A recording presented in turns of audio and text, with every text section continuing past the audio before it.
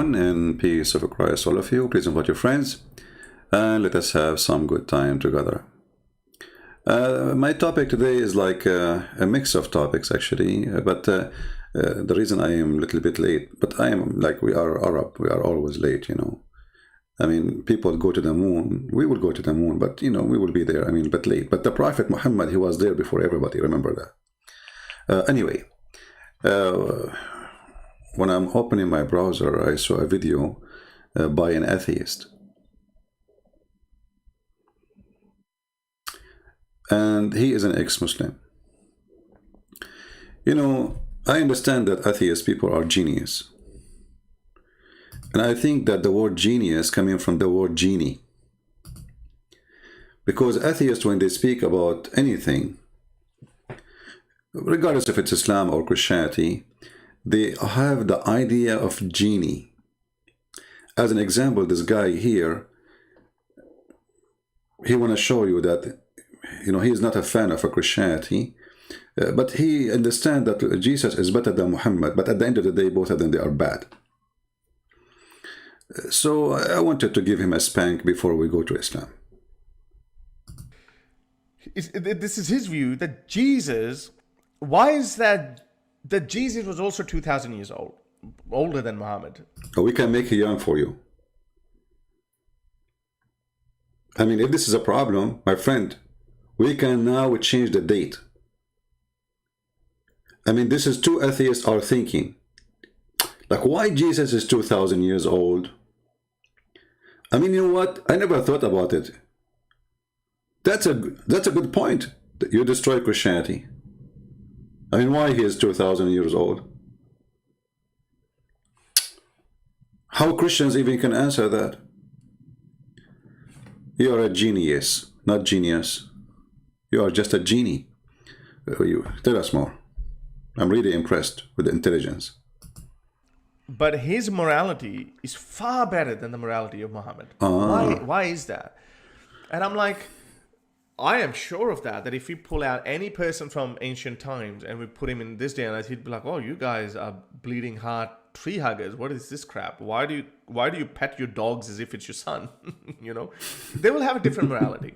So I would apply the same thing on Jesus as well. But if you look at Jesus's life, you know, he is a far better character than Muhammad. I mean, we can find only a couple of evil verses, like where one of the verses says that I was not sent for peace, I was sent as a sword or something. And then, you see, this is how stupid you are. I mean, atheists are atheists, what you can do. Did you even read the verse, you idiot?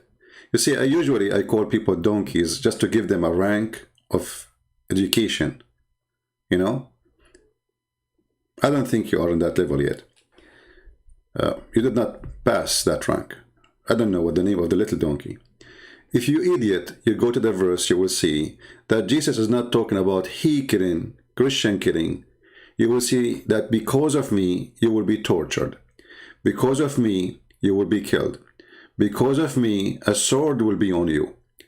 But the stupid silly you, and the stupid silly he, and the stupid silly she, they do the same as the Muslims. You cut from the whole story, you cut two words.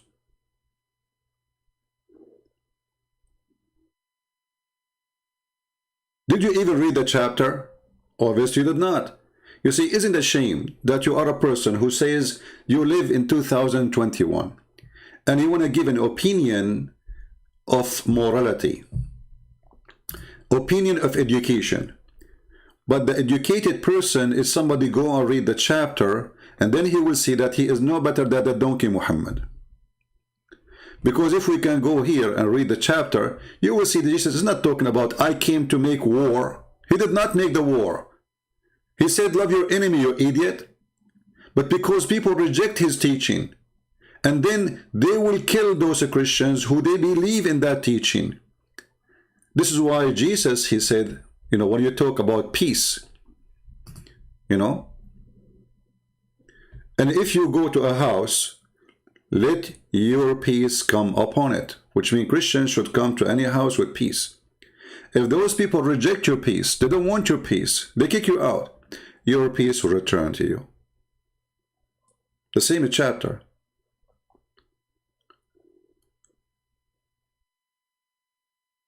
And you will see that Jesus, he sent his disciples to do all the good work, not to kill. You heal the sick, you clean the lepers, you raise the dead, you cast out devils. And not only that, freely you have received, freely you give, which means all those things you do for free. But the stupid you and the stupid he, you quote, you do exactly like the Muslim. You know, they claim, those atheists, they claim that they are better than Muslims. You do exactly what, actually, I believe that you copy that from the stupid Abduls. And Jesus said to them, these things I have spoken to you, that you should not be made to stumble. They will put you out of the synagogue. Yes, the time is coming that whoever kills you will think he is offer good service. Service to who? To God. So the sword you are talking about, your either did Jesus launch a war? Did he say takbir? Idiot donkey?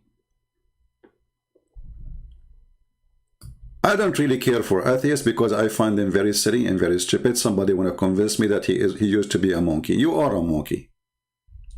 I do not need to debate it. You prove it yourself. A monkey is somebody, he see the banana, he think there's no tree, it's called banana. Because all what he sees the banana, he want to eat it. But there's a tree where the banana come from. And you want to convince yourself that you are a banana, but you want to convince yourself that there's no tree.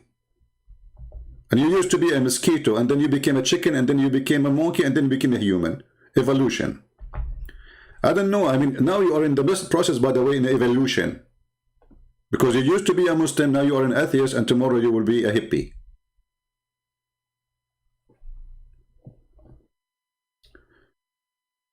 So, sometimes atheists are way worse than even Abduls.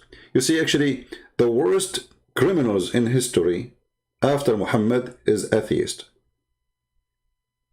Go and see what the communists they did in the Soviet Union. Stalin used to sign every morning 4,000, 5,000 people to be executed every morning. Go and see what they did in China. And they give you speeches about morality and freedom. Nobody is dictator as you are. You see, at least the stupid Muhammad, he come with some rules. If you follow them, you know, you get away with it. With atheists, there's no rules. The dictator, up to him, he do whatever he want. To the point even that they decide to Chinese women, you can have only one baby. This is what we got from your atheism. So a woman, a poor woman, she spent her life, she cannot have any child except one baby. And if she have another baby, she might be executed. What kind of morality your atheism brought to us? Morality for them is just to be hippie and have sex around. But they don't bring us anything good, really. In the same time, you will see how hypocrite they are. If you ask this guy, I'm not trying to insult him, are you willing to have sex with your mother? He will say, no way. Okay, why? Is that atheism thing? Is that the holy book of atheism taught you? As long everybody is an animal, and she is a female and you are a male, then why you say no way? So you claim to be an atheist, but the fact you are taking your morality from us, the good ones, if you have a good one inside you. If I say to you, you are going to have sex with your sister, you say no way. Your daughter, no way. Why? Aren't you an atheist? Hippie? Anyway, we finish with this skit. Let us go to other Abdul. You see, the title of my video is a challenge, open challenge to Allah, aka Allah, aka Allah, aka Muhammad, aka potato, aka tomato.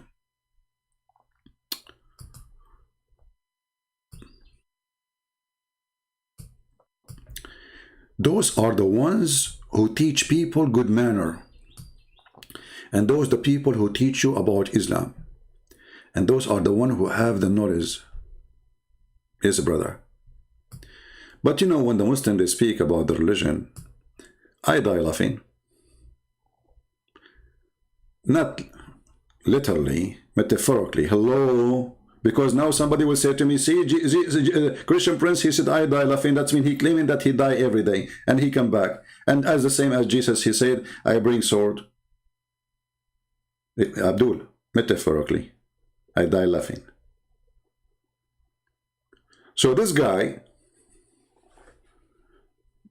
you know, they call now Yasser Qadi Dajjal, and any sheikh they don't agree with each other, they call them Dajjal, you know, like Dajjal is a title for free, you know, Dajjal in Arabic mean liar, like big liar, like big fat liar, like big, so big, like big, you know, you can imagine how big it is. I cannot describe to you how big he is. So when the Muslim, they use the word Dajjal, they speak about the one who will claim to be the Messiah. So the one who claimed to be the Messiah, he is the biggest ever in line. And here I ask myself, why? So if I claim to be Muhammad, I'm not a big liar. Obviously, because anyone can be Muhammad. If you are a child molester, if you are a criminal, if you are filthy, if you are a hypocrite, if you go to the house of your son and flirt with the wife, you are Muhammad. Easy. But you cannot be Jesus. Listen to this. What the false Jesus can do. And then you will hear my challenge to Allah. You're thinking, what does that have to do with the Dajjal? Why did Prophet ﷺ say that? Because the Dajjal will come and pretend and claim to be Allah. And he will command the heaven to rain, and it will rain. And he will give life to the dead, and he will do some extraordinary things. Look at this. I mean, have you ever heard of a stupid religion more than this? If you ask this guy, okay, what is Al-Masih al-Dajjal mean? He will say to you, it means literally, the false Christ. Christ, the liar, which means he is pretending to be Christ. Okay. So how he is pretending to be Christ, and by doing that, he is pretending to be God. If in Islam the Messiah is not God. Are you getting my idea, guys? Are you understand what I'm saying?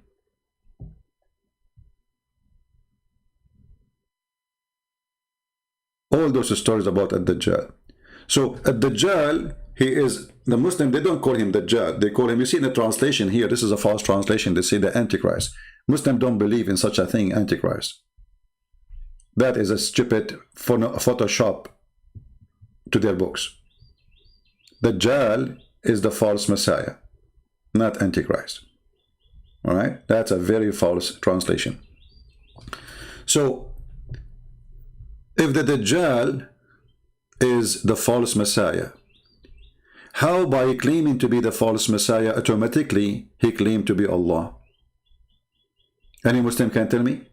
Especially the one who is worried about him, and the one who will follow him is the Muslims.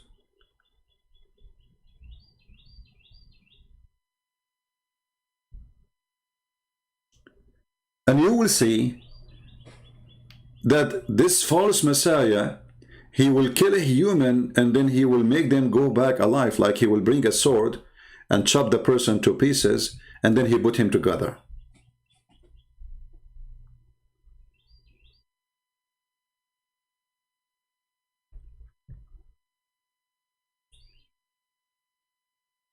So when you claim to be the Messiah, you are going to try to convince people that you are the Messiah. So what you do extraordinary things nobody can do, because this is what the Messiah does. See, he is not doing what Allah do, because Allah can do nothing. What is the difference between the Antichrist and the false Christ? Well, the Antichrist is not a person claiming to be Christ, you know. The Antichrist is somebody, you know, will, let us say, power of people will gather around him, and he will be fighting everything Christ stands for, everything Christ taught, everything Christ, the faith of Christ, let's say. So Antichrist, the Bible says, who is the Antichrist? Is the one who denied the Father and the Son.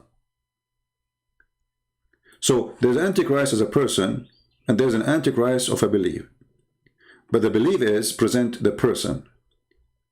The one who denied the Father is the same one who, and denied the Son, is the same one who followed the Antichrist, and the Antichrist himself, he believed in that. or let us say he promote that. So in Islam, there's no Antichrist. There's a person who will come as a false Messiah, and this person, the Muslim, they call him Ad-Dajjal, Al-Masih Ad-Dajjal, not Ad-Dajjal only. Dajjal is a short name. Al-Masih Ad-Dajjal. Messiah, the false Messiah.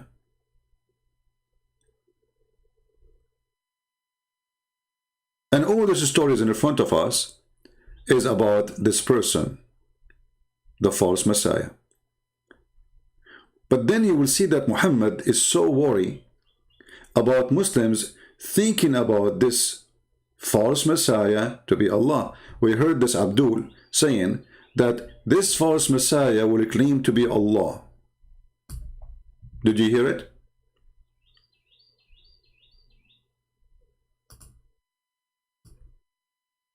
He is not just a person who will come and do, let us say, miracles, powerful things. No, no, no.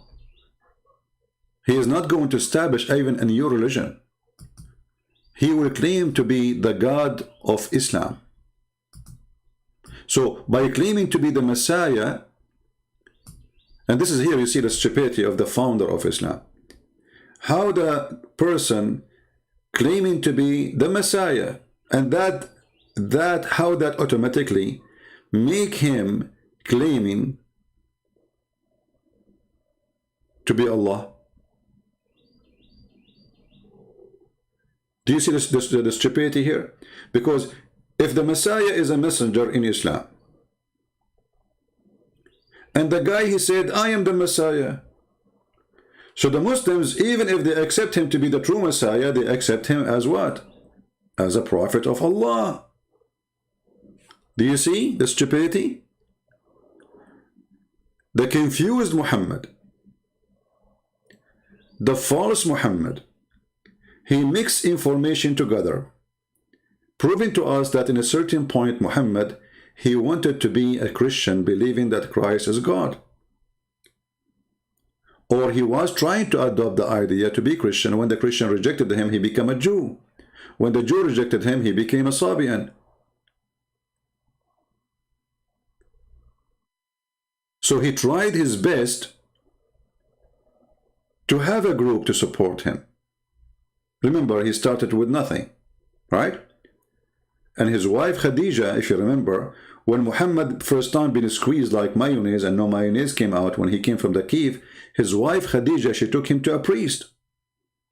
The Muslim, they say that Khadija, she was not a Nasara. Nasara is a Christian sect, which is like Jehovah's Witnesses, false Christian sect. Heresy. If Khadija was not Christian sect, false sect, why she took him to the priest? Because if she is not, then she is pagan, and then she will take him to a monk who is a pagan monk. Somebody he do witchcraft maybe. But she did not do that. She took him to a priest. Why she did that? Because obviously she is a person who belongs to this priest faith. Especially he even is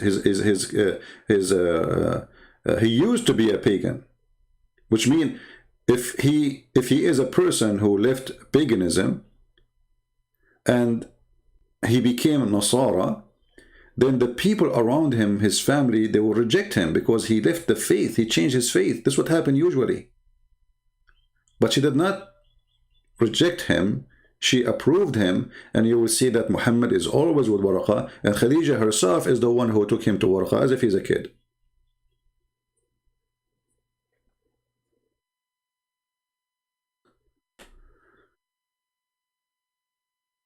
So my questions and my challenge to Allah, Aka Muhammad, Aka Abdul, Aka Sheikhs, all of you are Aka nothing. What in the world happening that somebody claimed to be the Messiah, suddenly the Muslim, they think he's Allah? Any Muslim can tell me? How the Nasara come to believe in? Well, there's many, as any belief, anyone can create an idea and people follow it, like Jehovah's Witnesses, like Mormon. Very easy. I know I can claim something. I will find a bunch of idiots, believe me, and then we grow. This is how it works. It's not like a there's like, if you go and read the history in example in USA, this is in this century, not like in 20 centuries ago. I mean, America is a new country as a civilization after the Indian. You will see there's many cults. Even some of them, they claim to be the Messiah. There's a guy, he used to be, I think he lives, I don't know where, Florida somewhere. He claimed to be the Messiah, and he have only women with the big breast around him. Like Muhammad, you know, he liked big breast. And he claimed to be the Messiah. And there's people, they come to him. And he died a few years ago.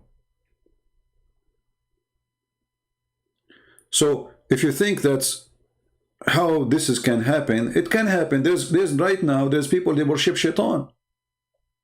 There's a synagogue of Satan. Literally. Their God is Satan. They worship Satan. They wear black clothes, they put rings in their face, blah, blah, blah, blah, you know, and then they go to their, supposedly call it a church or a mosque, and then they pray to Shaitan. He is our Lord, you know, he is the Lord. Which is remind me of those people that Muhammad himself, obviously he worshipped Shaitan too. Because even the hadith says that Muhammad, he received command from the devil.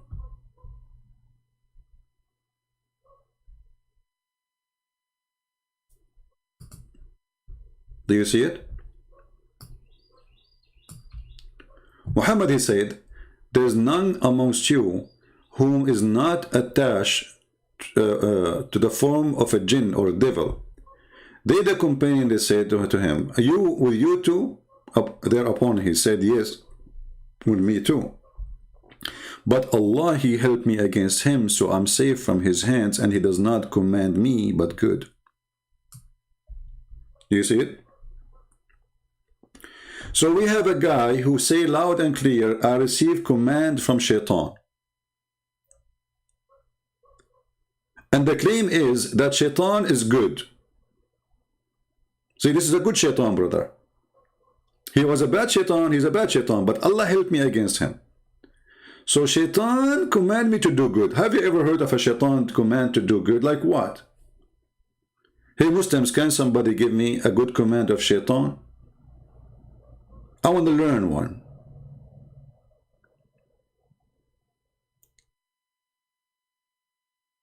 So we have a clear evidence that Muhammad, actually all the Quran confirmed that Shaitan, he worked for Allah, and Allah, he is just another form of Shaitan. You know, if you go and see, who is the one who spread enmity between you? Who is the one? The Quran says Shaitan.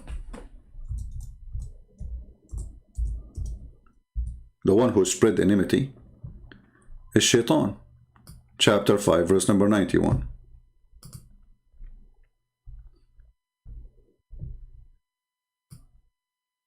You see it? The same chapter saying that the one who spread enmity is Allah. Can you believe it? Twice. In the same chapter, it says it twice that Allah, he spread hatred and enmity. And in the same chapter, it says once that Shaitan, he spread enmity. So Allah, he went twice to one.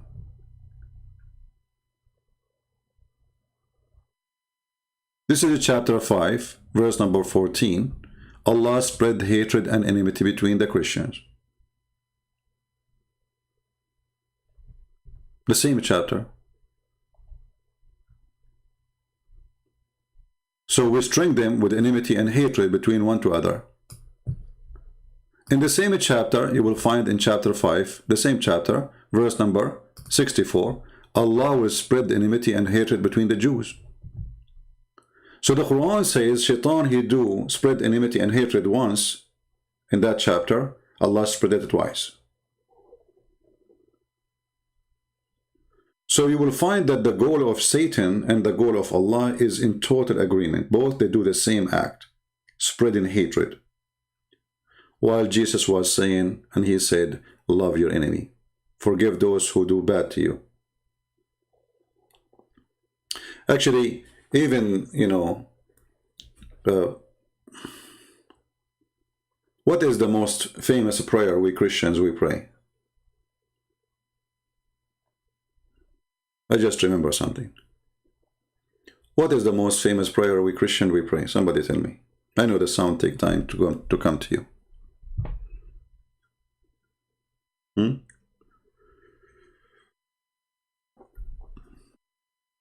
There's a famous prayer we pray.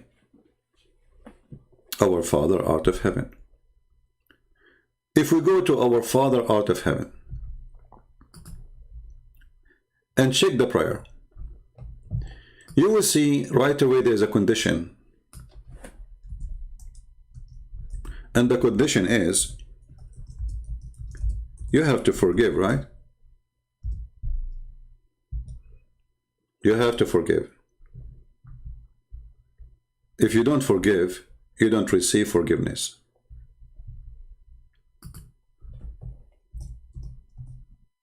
When Jesus, he said to us, pray like this, and he gave us that amazing prayer.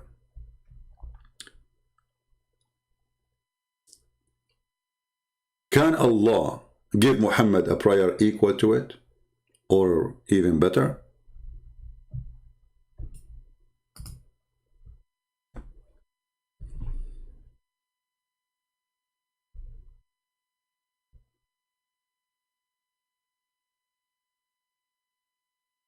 Any Muslim can answer us?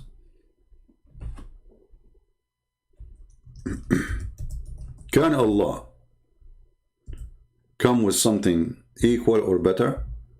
Like, do you have Muslims in your religion? Something better?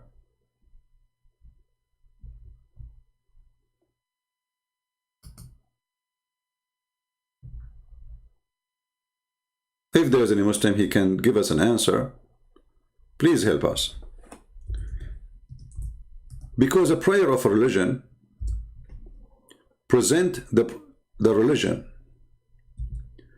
What I see that Muslim prayer is nothing but cursing, insulting, hatred,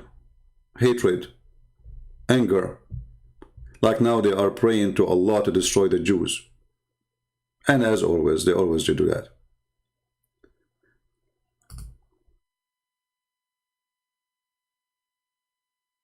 So while Jesus was teaching people to be good, to forgive to others, the Quran was speaking about revenge and killing.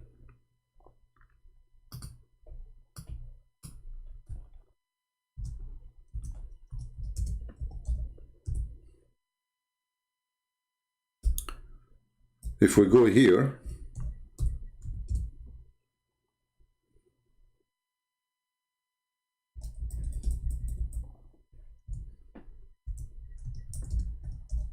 let's open this verse. All of Islam is about hatred and revenge.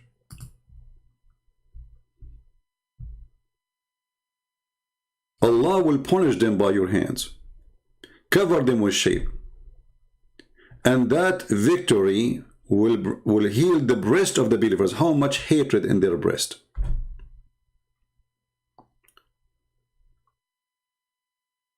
And then if you go to the prayer of the Lord, which he taught us to pray, when he said pray like this,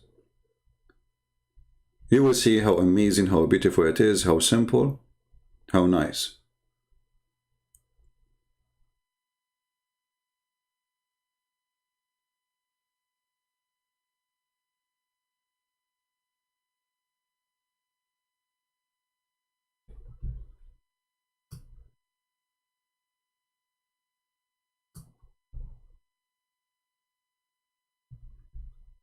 The prayer of the Lord does not fit with the prayer of Allah.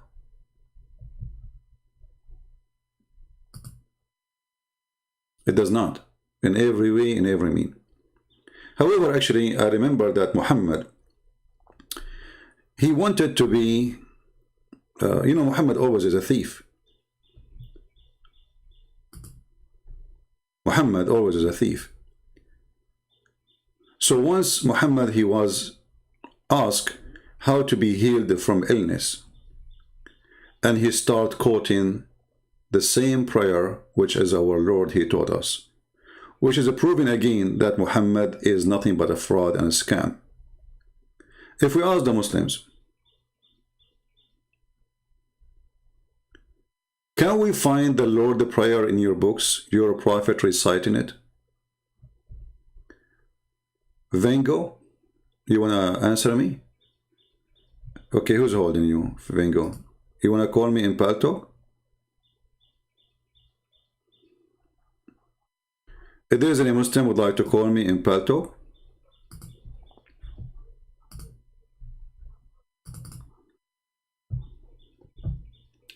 if there is any Muslim would like to call me in Paltalk and answer me, as I heard I saw in the chat somebody saying he can answer me. I'm opening my Paltalk now to give you an opportunity to prove us wrong.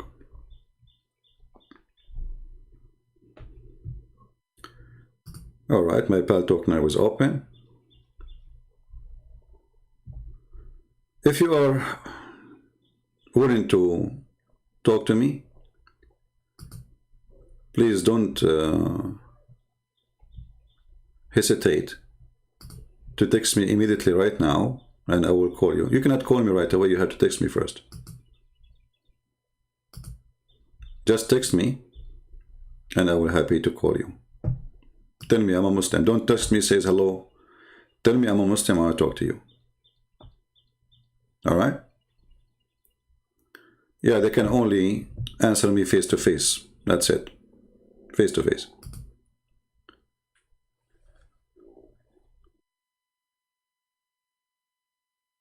So the prayer of Muhammad is nothing but evil. And when Muhammad he speak about the Dajjal, which is our topic, and we showed you how this person, he mentioned the Dajjal, which is supposedly the false Messiah. But yet he is so worried, and he's a prophet worry, that people will believe that the false Messiah is their God Allah. And the question always comes to us, why? Why the Muslim will think that the false Messiah is Allah when the person is claiming to be the Messiah? Please focus with me in the topic. Don't, always when you want to ask me a question, when I say there's any question we are done, you can give me questions that have nothing to do with topic. Because I'm not against you to ask you questions, but in order to answer a question that have nothing to do with the topic, we have to stop and switch. Right? So just try to make your topic now same my topic. When we are done, if we say who have a question, have nothing to do, we are done, you can give me your question. So I'm asking the Muhammadans, what is the reason for the Muslims to believe that the one who say I am the Messiah, that he's Allah? He's not saying I'm Allah, he's saying I am the Messiah. That's why you call him the Messiah, Dajjal. Unless you are saying that when he say I am the Messiah, automatically he become Allah, your God.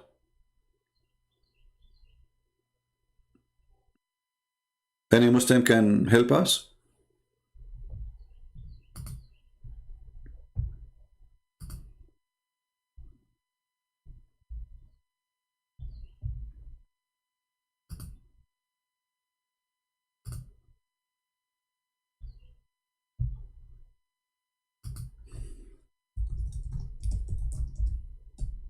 Anyone?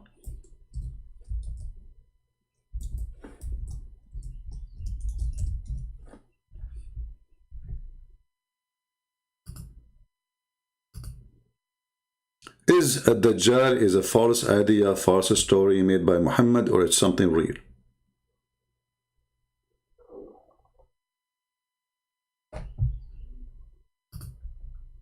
My Paltalk is open.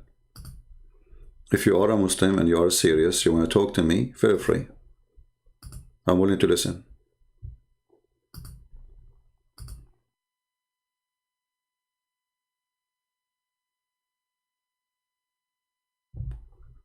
There's a Muhammadan in Pal Talk, but this is the old one from yesterday calling me coward. Let's try to call him. No, he is not online. You know, they call me coward. They challenge me when I am not online. Okay.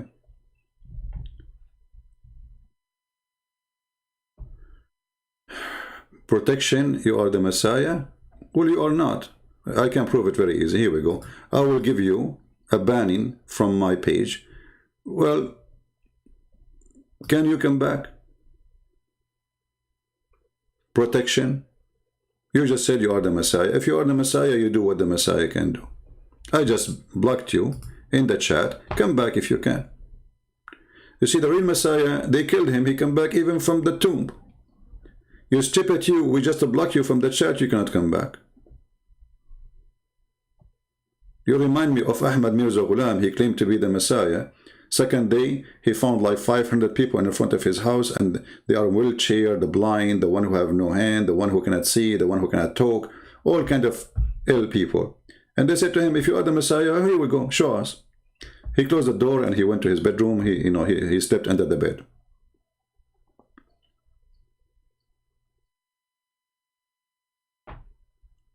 Any Muhammadan can answer us? Why automatically, if some person claimed to be the Messiah and he can do miracles, amazing miracles, you automatically you think he is God, when the person, his name is the false Messiah? Why you guys are laughing? Show respect. Come on, put yourself in his shoes. You know? Put yourself in his shoes. And if you are like bald, put yourself having the hair of Sam Shamoun. I'm just joking. You know, I love Sam Shamoun. Very nice person. Any Muhammadan? So, is it possible that because... Okay, so now if somebody says he's bald, is he automatically claiming to be Sam Shamoun? I mean, it doesn't make sense. So, this guy at Dajjal, his name is the false Messiah. So why in the world you Muslims will think that he's God? The heaven to rain, and it will rain, and he will give life to the dead, and he will do some extraordinary things. Stop. But how he can do that? Isn't it the Quran says only Allah raises people from death? Isn't it the Quran says who bring people from death but Allah? So how this person, the false Messiah, he can do that? All right.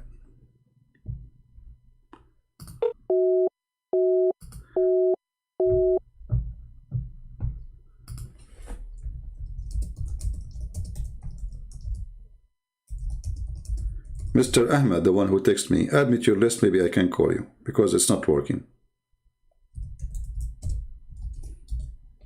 Add me to your Pal Talk list, because sometimes your setting can be wrong.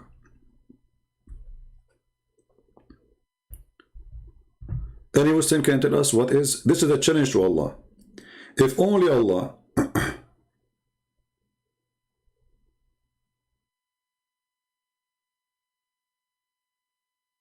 can raise people from death, and only by the permission of Allah, anyone can raise people from death. So how come this person, he can do that without the permission of Allah? Does it say anywhere that Allah is the one who made this person able to do so? Any Muslim?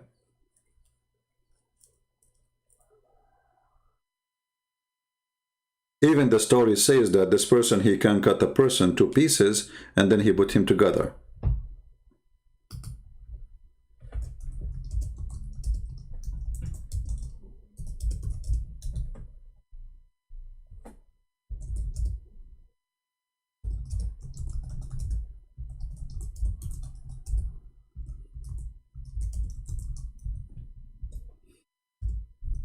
Any Muhammadan?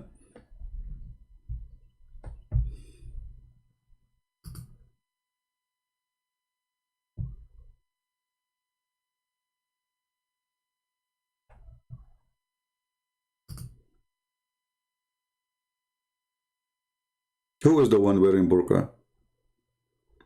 You see, the Muslims, all of them, they come with excuse saying we debate Christian Prince only face to face. And I say to them, I don't go anywhere. I sit in my place, in my home, drinking my coffee. Here we go, it's my coffee. And you drink your camel urine, and we can debate. What this challenge is about. This is an act of cowardness, avoiding what will happen after. A person who he trusts his God, that he have answer, there's no need to say face to face. I mean, here we go, we are talking. And not only that, here we can show reference, not like an over the table and you talk, I talk, and philosophy.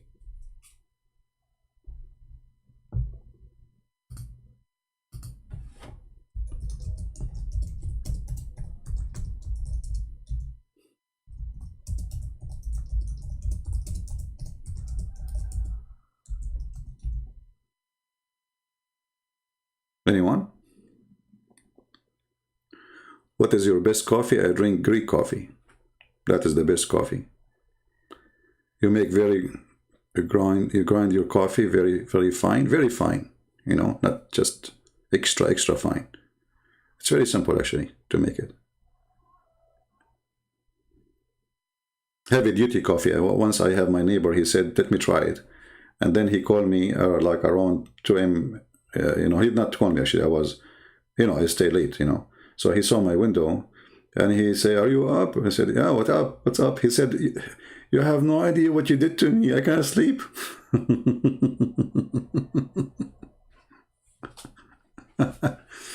So Muslims, drink your coffee and try to think about it. Why in the world this person, he become Allah on your eyes? If a person, he can create, or let's say he can make a dead man come from the grave, and he is a false Messiah, you believe he is Allah suddenly. So why you don't believe the true Messiah is the true Allah then? Because this is the true Messiah. Imagine this is stupid religion. There is stupid prophet come with a stupid idea that a false person who claimed to be the Messiah, he is fake. And then he do miracles. And then because he do miracle, they will think he's Allah. But he's saying, I'm the Messiah.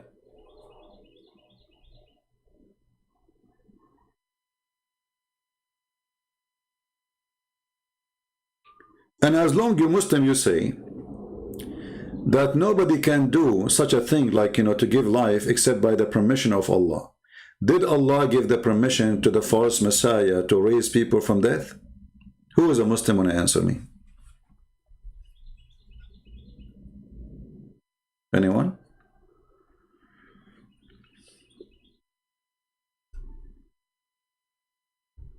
If there is anybody?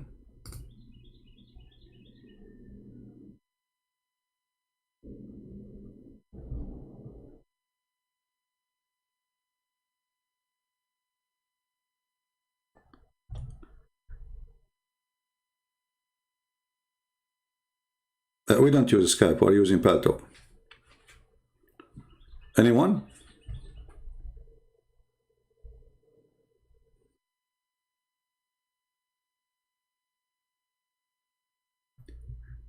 Let us see some of the miracle of the false Messiah.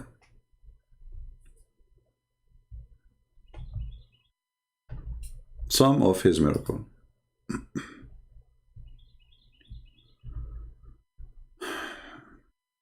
Unbelievable.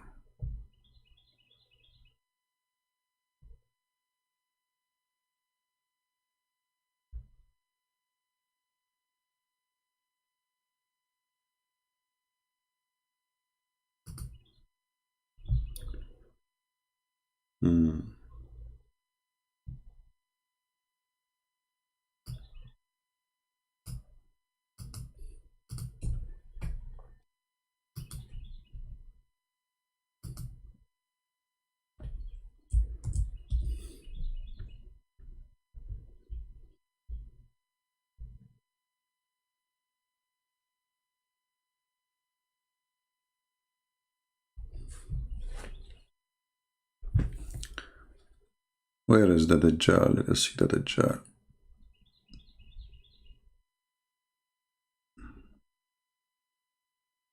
Here we go.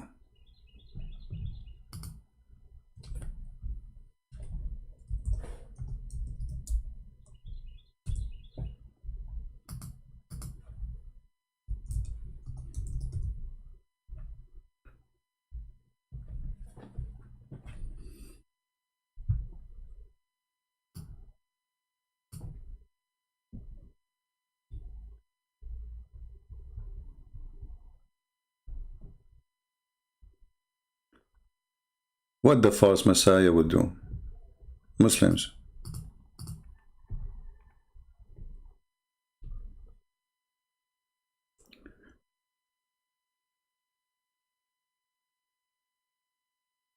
Anyone have an idea?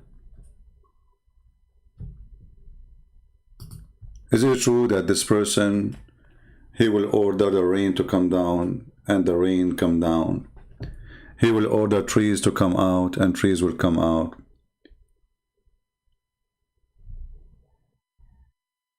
But is it true it says that this is all happened by the will of Allah?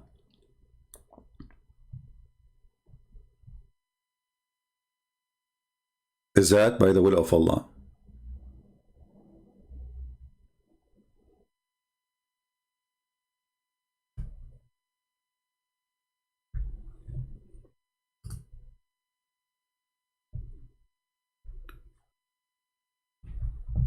Any Muslim?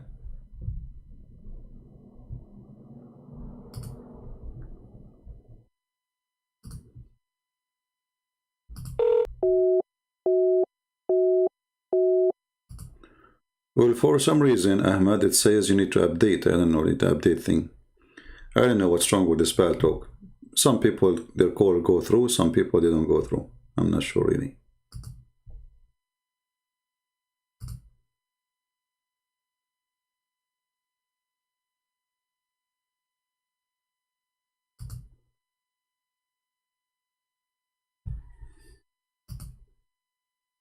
Any Muslim?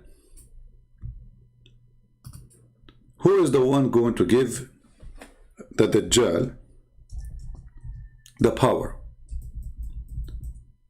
to the point he do what Allah do? And remember that the Dajjal is claiming to be the Messiah. And remember that your Muslim will think he's Allah. And remember, he looked like a man.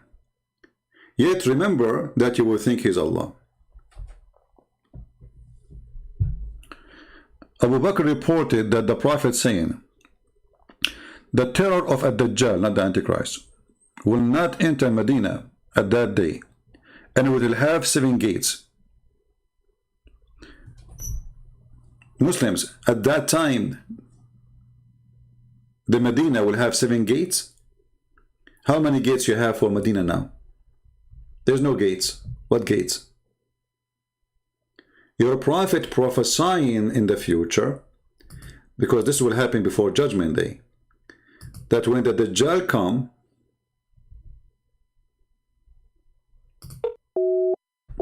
yeah, still not working. I don't know what's happening. I don't know. When the Dajjal will come, you know what? I will try to update my Pal Talk, but it says from their side it needs to be updated, not from my side. But I will just do it for the sake of maybe. You never know.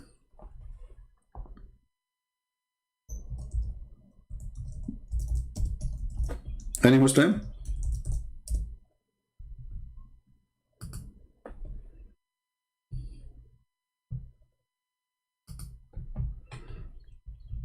Let me delete my Pal Talk for a moment, install it again. Maybe the problem from my side, I'm not sure. You know, this stupid program. And if we use Skype, the problem with the Skype is there's no good control. When I receive a call from somebody and the Muslim, they see that he is almost leaving Islam, right away they will start calling by hundreds to drop the call. Same time, I get like tens of thousands of text messages from people I don't know and saying, hello, how are you? Let me install it again.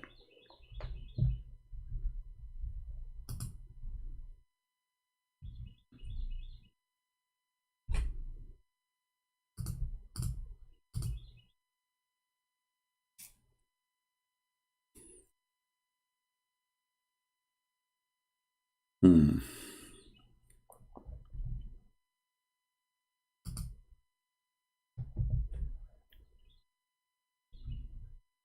on.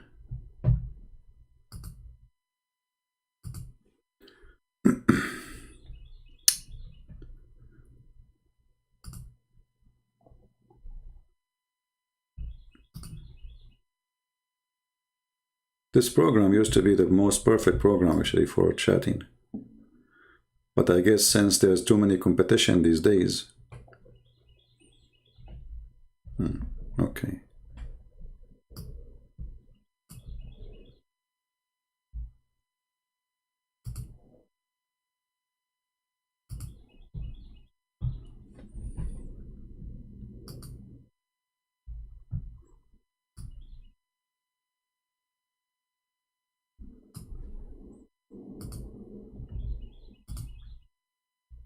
We're trying to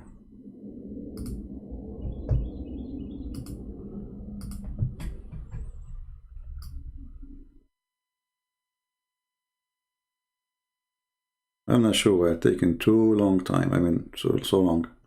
Anyway, I'm restoring my pal talk for now, but we will wait until it's ready. So do we have any Muslim have anything to say? You will notice that everything Muhammad he said about Ad-Dajjal is a fiction.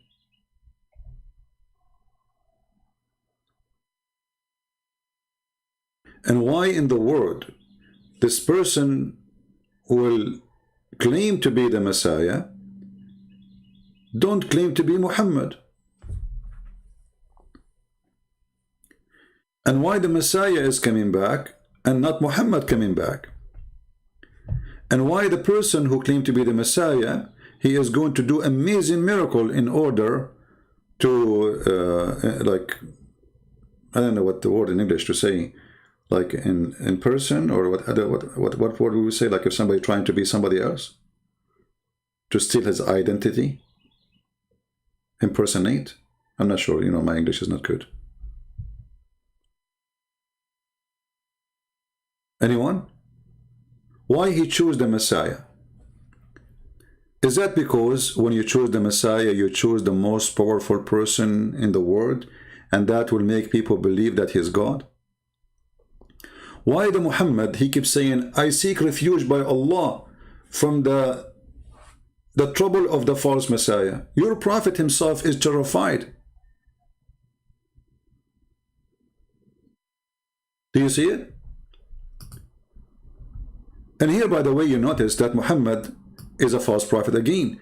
Because if he is seeking refuge from the trouble of the false Messiah, and the false Messiah did not happen after even 2,000 years, the one the Muslim waiting for.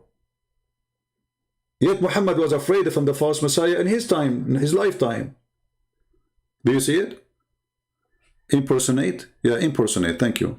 I know the word, but I don't know how to pronounce it. You know, sometimes like, I have a very good English, by the way. They offer me to teach English in Stanford University, you know. But I said to them, you know, I am illiterate like Prophet Muhammad, and they said, no problem, no problem, perfect, because it's proven by science. Illiterate can be a teacher. Illiterate person, he can be the best, always, proven by science. And best example, Prophet Muhammad. Any Muslim?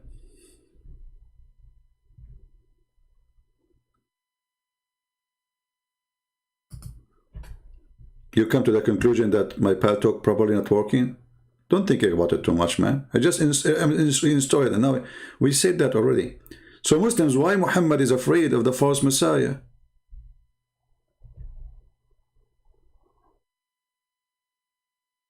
Right? Well, you know, the Messiah, our Lord, he mentioned there's many false Messiah will come. He said, you will see him. He said, they say he's here, he appeared there. He said, don't believe them, right? So we knew that. But this Muhammad, he claimed there's only one false Messiah. And this false Messiah, the Muslims, when they see him, they will think he is Allah. You see, this is our topic. It's not just about the false Messiah. This false Messiah, he can do amazing miracles. He can cut a human being to pieces and put him together. And Muhammad is so paranoid about him.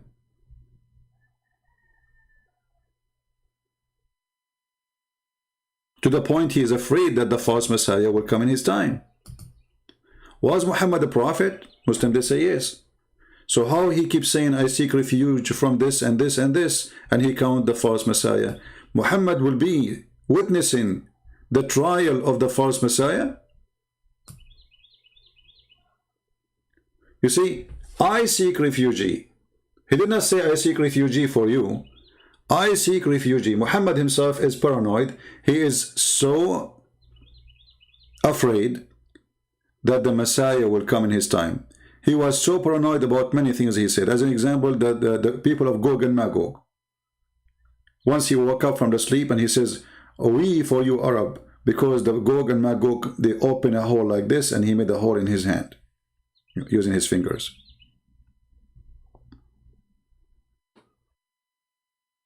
Do we have any Muhammadan? Want to say anything? Let me see if Paltalk is ready to install.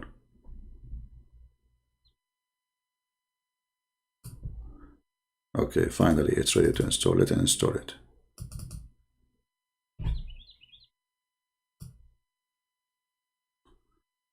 Well, we hope this will fix it. You know, maybe because you guys, the one who's trying to call me or me, are not saying inshallah. Because according to Muhammad, if you say inshallah, everything will be no problem. You remember the story of Solomon? He decided to have sex with 99 wives, and then he forgot to say inshallah. I mean, how in the world you do that? So he had 99 wives in the bed, and now he is going to do cuckoo.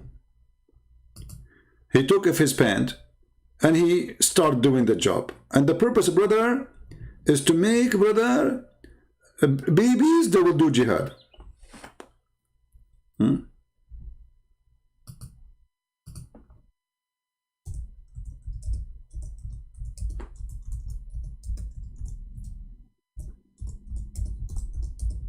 And then Allah,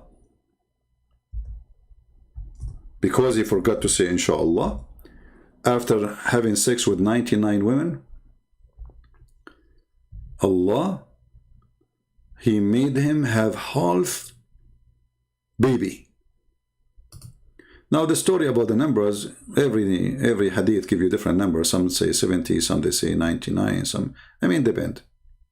You know, depend in that in the mood of Muhammad. If he was saying that story in the morning or at night. Actually, we can search for the story. Hold on. I'm installing Paltalk. I'm reinstalling again. Just hold on. Here we go. Paltalk is done. We will open it.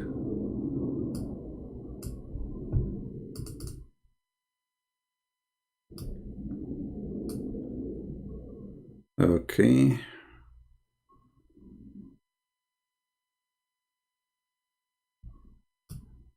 So according to Muhammad's story, as you see on the screen, Muhammad said, not me.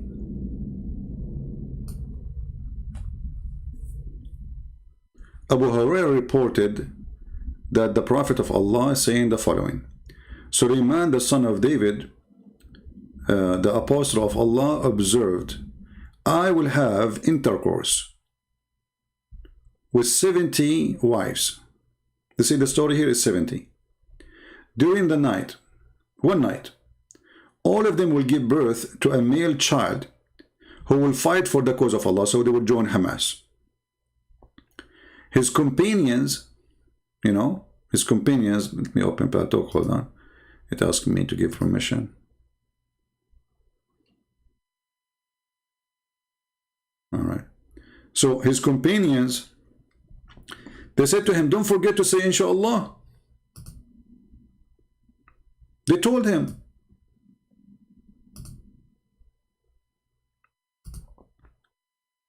But Sulaiman, he did not say inshallah. Big mistake. How you start using your penis without saying inshallah? A good Muslim believer, he don't do that. Any truthful Muslim, he will never use his pistol without saying inshallah. So this Sulaiman, a'udhu billah, he start shooting 70 women in the bedroom, and his target is good target for the cause of Allah. But my friend, even if it was for the cause of Allah, you have to say inshallah before the intercourse. So when his companion, they said to him, don't forget to say inshallah. So, but he forgot, And none of his wives gave a birth to a child, but one, she gave birth to a premature child. Look at this madness.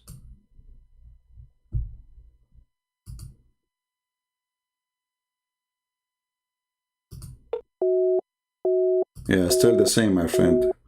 Mr. Ahmad, the one trying to contact me, I don't know, I'm trying to call you, it's not working, my friend. Okay, let's see this person.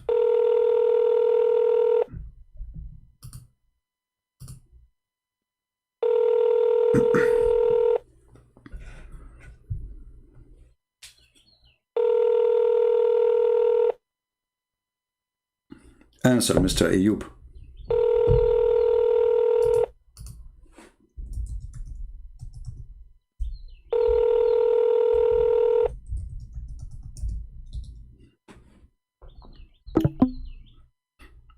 He's not answer.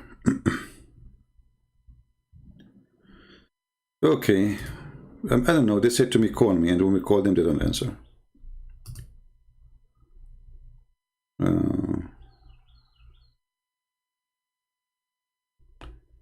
Somebody's asking, can you refute a Muslim about Jesus does not know the hour? Well, the answer for this very simple. You see, if you read the same chapter where Jesus said, only the Father know the hour, but Jesus, he said, when those things happened, I will come. So he knew the hour. But what Jesus is saying, the announcement of the hour is only for the Lord, your Father. The Lord, the Messiah, saying that my Father, your Lord, he will announce it. And he is the one who make the decision. But I am the one who do the judgment. So in Christianity, the Trinity is very simple. The Father, he gave the Son. Let us say, we divide the responsibility. I decide, I announce my decision about the hour. You do it.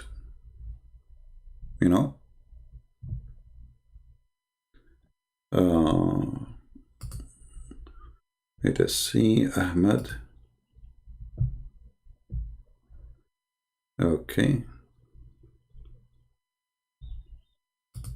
Let us see, Ahmed chat room. Hello? Hello? Are you there, Ahmed? Do you hear me, my friend? The problem in the chat room, we cannot speak in the same time. Just to let you know. You have to click at the microphone so you can talk to me. Go ahead.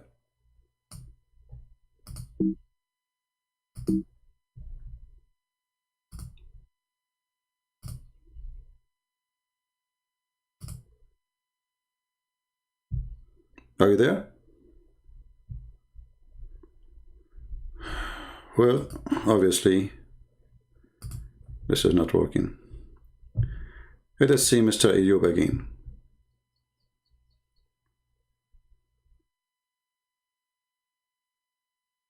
Some subscription thing pops up. Can you call again? Yeah, it's free. It's free.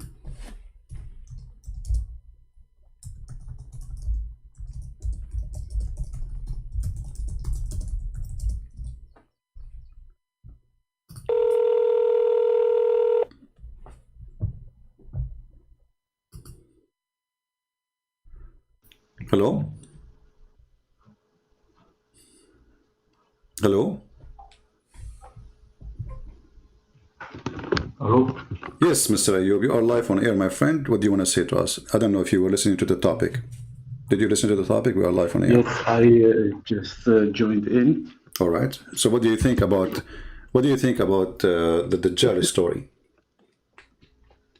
What is the story? Why the Muslim will think that Dajjal is Allah when he comes second time, when he comes at the end of the time?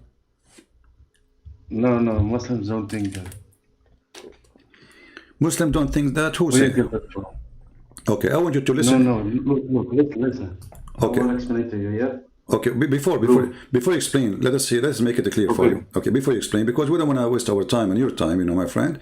So listen to this video. This is your brother. He is a sheikh, you know, and he's explaining what will happen that, you know, people will think he's Allah. Why? Because simply this person, obviously, he will do a lot of things.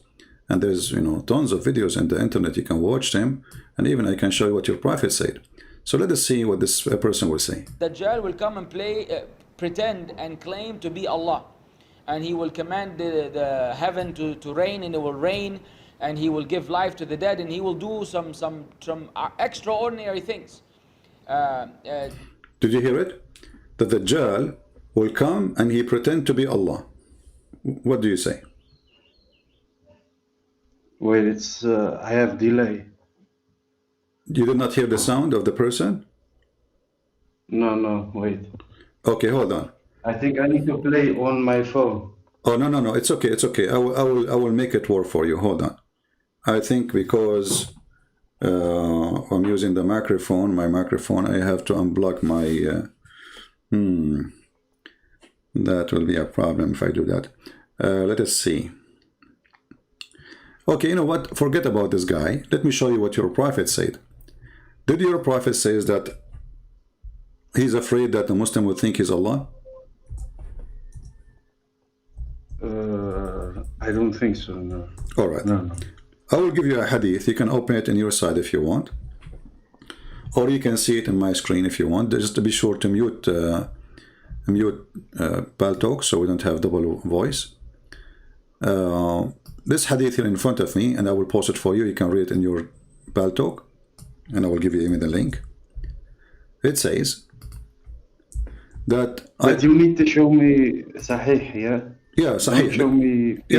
Yeah, this is, you know, I know Islam is full of weak things, right? I mean, you are saying... No. You need to show me from Sahih only. If you don't show me Sahih, I don't want to see it, okay? But this is weak, so what we would do now?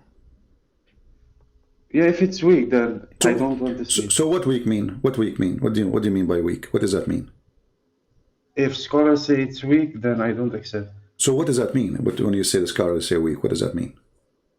If you show me hadith, you need to show me authentic. I understand. What weak mean? If you don't show me authentic, then I don't accept. But what weak mean? Does it mean like fabricated? Yeah. So you Muslims, you write in your books lies about your prophet? No, who say that? No one say that. You just said it's fabricated. No, I say if it's not authentic, then it's fabricated. Okay, so who is the one who wrote this fabricated story in your book then? Isn't it you Muslims? Who is Al-Bukhari? Who is Muslim? Who is Ibn Majah? They are scholars. Huh? Okay, so why they are writing those stories? You just said it's fabricated. Why you Muslim, you write fabricated story about your prophet? No, but I say to you, if they rate the hadith. But if it's fabricated, why they are writing in their book a fabricated story? They should say this is garbage. We throw it away. We will write what is what the point. Who say that? Okay, listen. Who say that? Okay, no problem. Listen. Well, listen.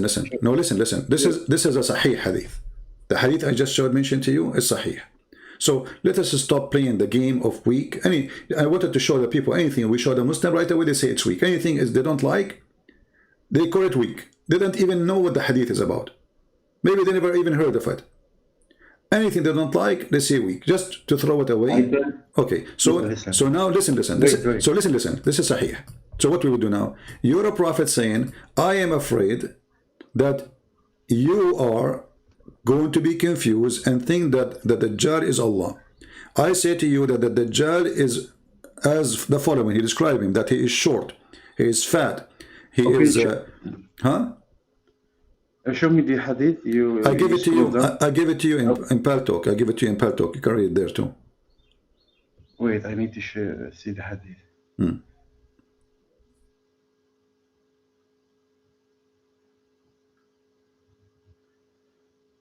Okay, the Prophet ﷺ said, I have told you so much about it. Well, yeah, this is a description of the Dajjal. What's the problem with that? Exactly. But Muhammad saying the difference between him and Allah is just one eye. Yeah, no, no, you don't understand. See, what we think is that when the Antichrist come back, that the Jews and the Christians, especially the Jews, because they believe in the Antichrist, so they believe that it's God. Do you get what I'm saying? But no, my friend, Muhammad is speaking to the believers, not to the Jews, not to the Christian. And the Jews don't believe in the Antichrist. The No, Jews, you don't understand. no, I understand. Read hadith carefully. Muhammad is speaking to the Jews or the Christians or to the Muslims. He's speaking to the Muslims. So he said to them, I have told you so much about the Dajjal, the false Messiah, and I'm afraid you might not understand that the Antichrist is short, hinted, woolly-haired, one-eyed, and eyesightless, and neither protruding nor deep-seated. If you are confused about him, know that your Lord is not one-eyed. So what he's afraid of, that the Muslims are confused because Allah and the false Messiah, they look exactly the same. So Muhammad now is giving you... No, it doesn't say that. Well, it doesn't say that. Well, what do you mean? It's in front of you. Okay, what the difference between the false Messiah and and Allah? My friend, the Messiah is a human, correct? The false Messiah is a human. Yeah, yeah. The real Messiah, the real Messiah, according to Islam, he is just a human. He is not God, right? Yeah. Okay. True. Yeah. So the false Messiah is claiming to be the Messiah. So why Muhammad he's worried about you Muslim thinking that Allah is the false Messiah? Well, he's a man. Because you don't understand. Look, listen. I will explain. Explain. When Okay. the false Messiah comes back, look.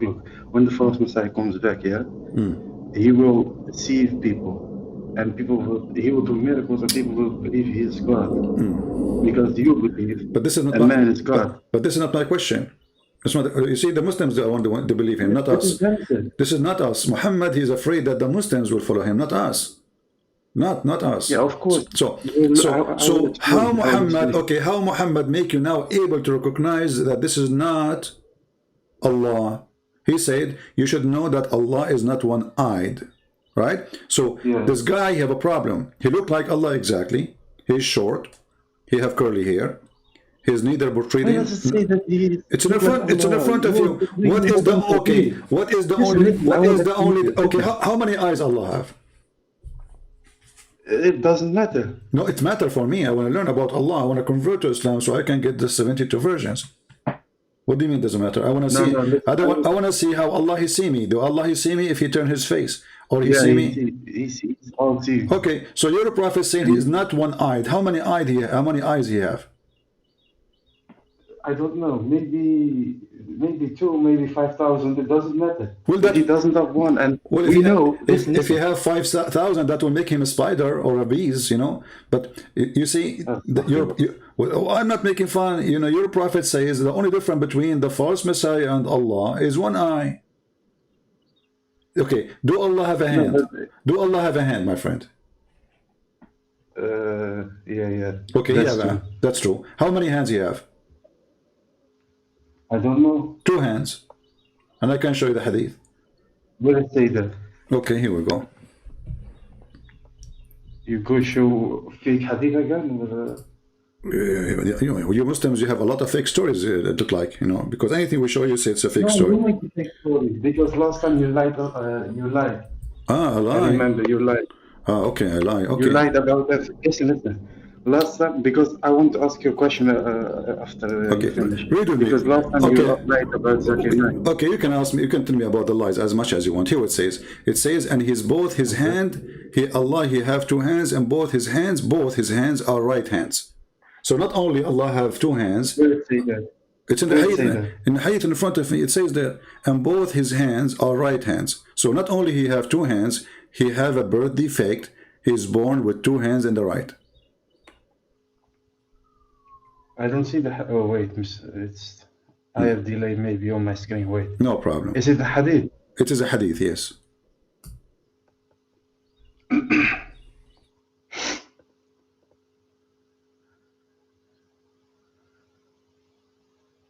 Wait, okay, I see it now. Okay, those who are just.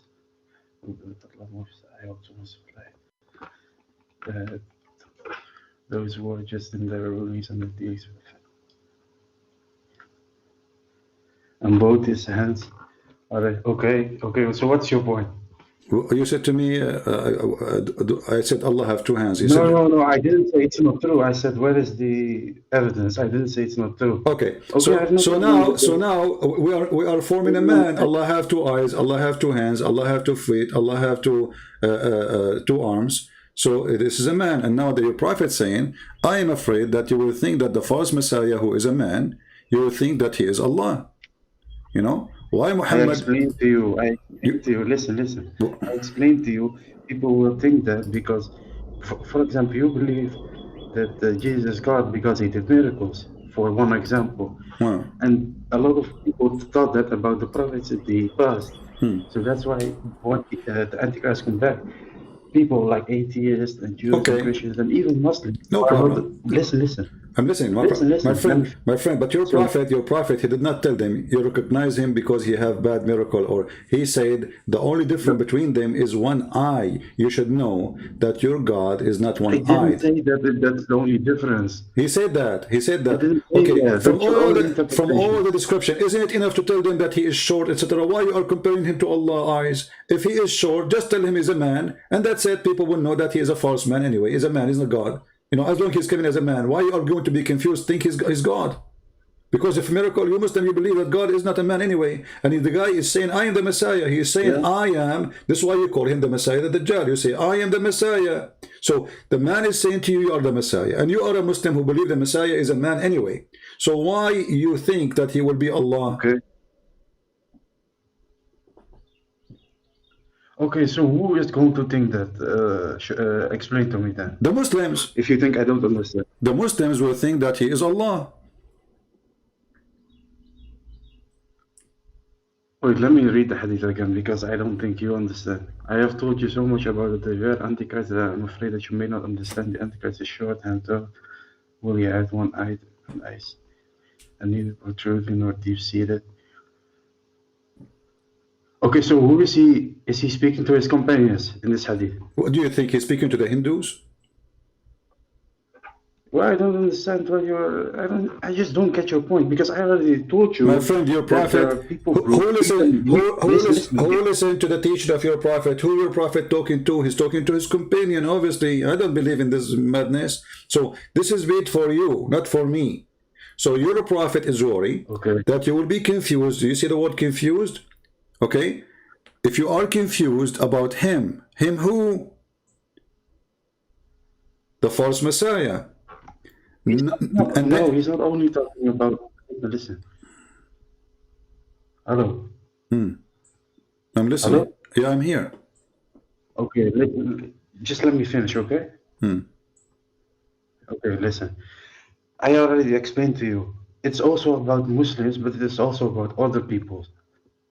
So if the Messiah, that's how how I see it. If the Antichrist come back and he will do miracles, because it's also in other hadith that he will do miracles and people will follow him and people will see him as God.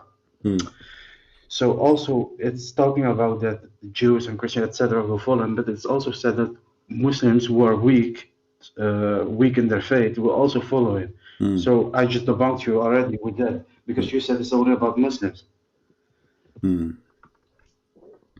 So what you got to say to that? I told you it's in another hadith. I don't remember which one it is, but to be honest with you, your answer remind me of a prophet Muhammad. There's a guy, he is blind. He come to his house and then he said to his wives, cover yourself. And then the women, they said to him, the wife of Muhammad, they said, they said to him, but he's blind. He cannot see us nor recognize us. He said, are you blind too? So I am saying the same to you. So now you are saying to me that this hadith is for everybody, not only for the Muslims. And Yeah, of there's course it's some, for everybody because the Quran is okay, for all mankind. okay, hold on. And then the only way to prove that this false Messiah is false is he don't have, Allah don't have one eye. What does it have to do with Allah have one eye or two? I Oh thought you my God, you Muslims. don't understand. No, I understand. The answer is very simple. He don't have one eye. The only difference, how we can know that this is not Allah.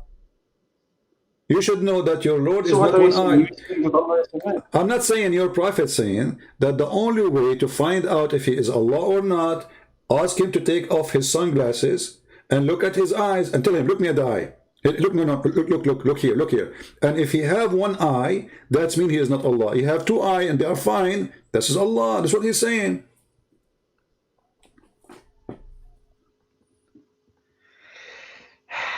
I explained to you, but okay, you know what? That's your interpretation. Okay, is there any?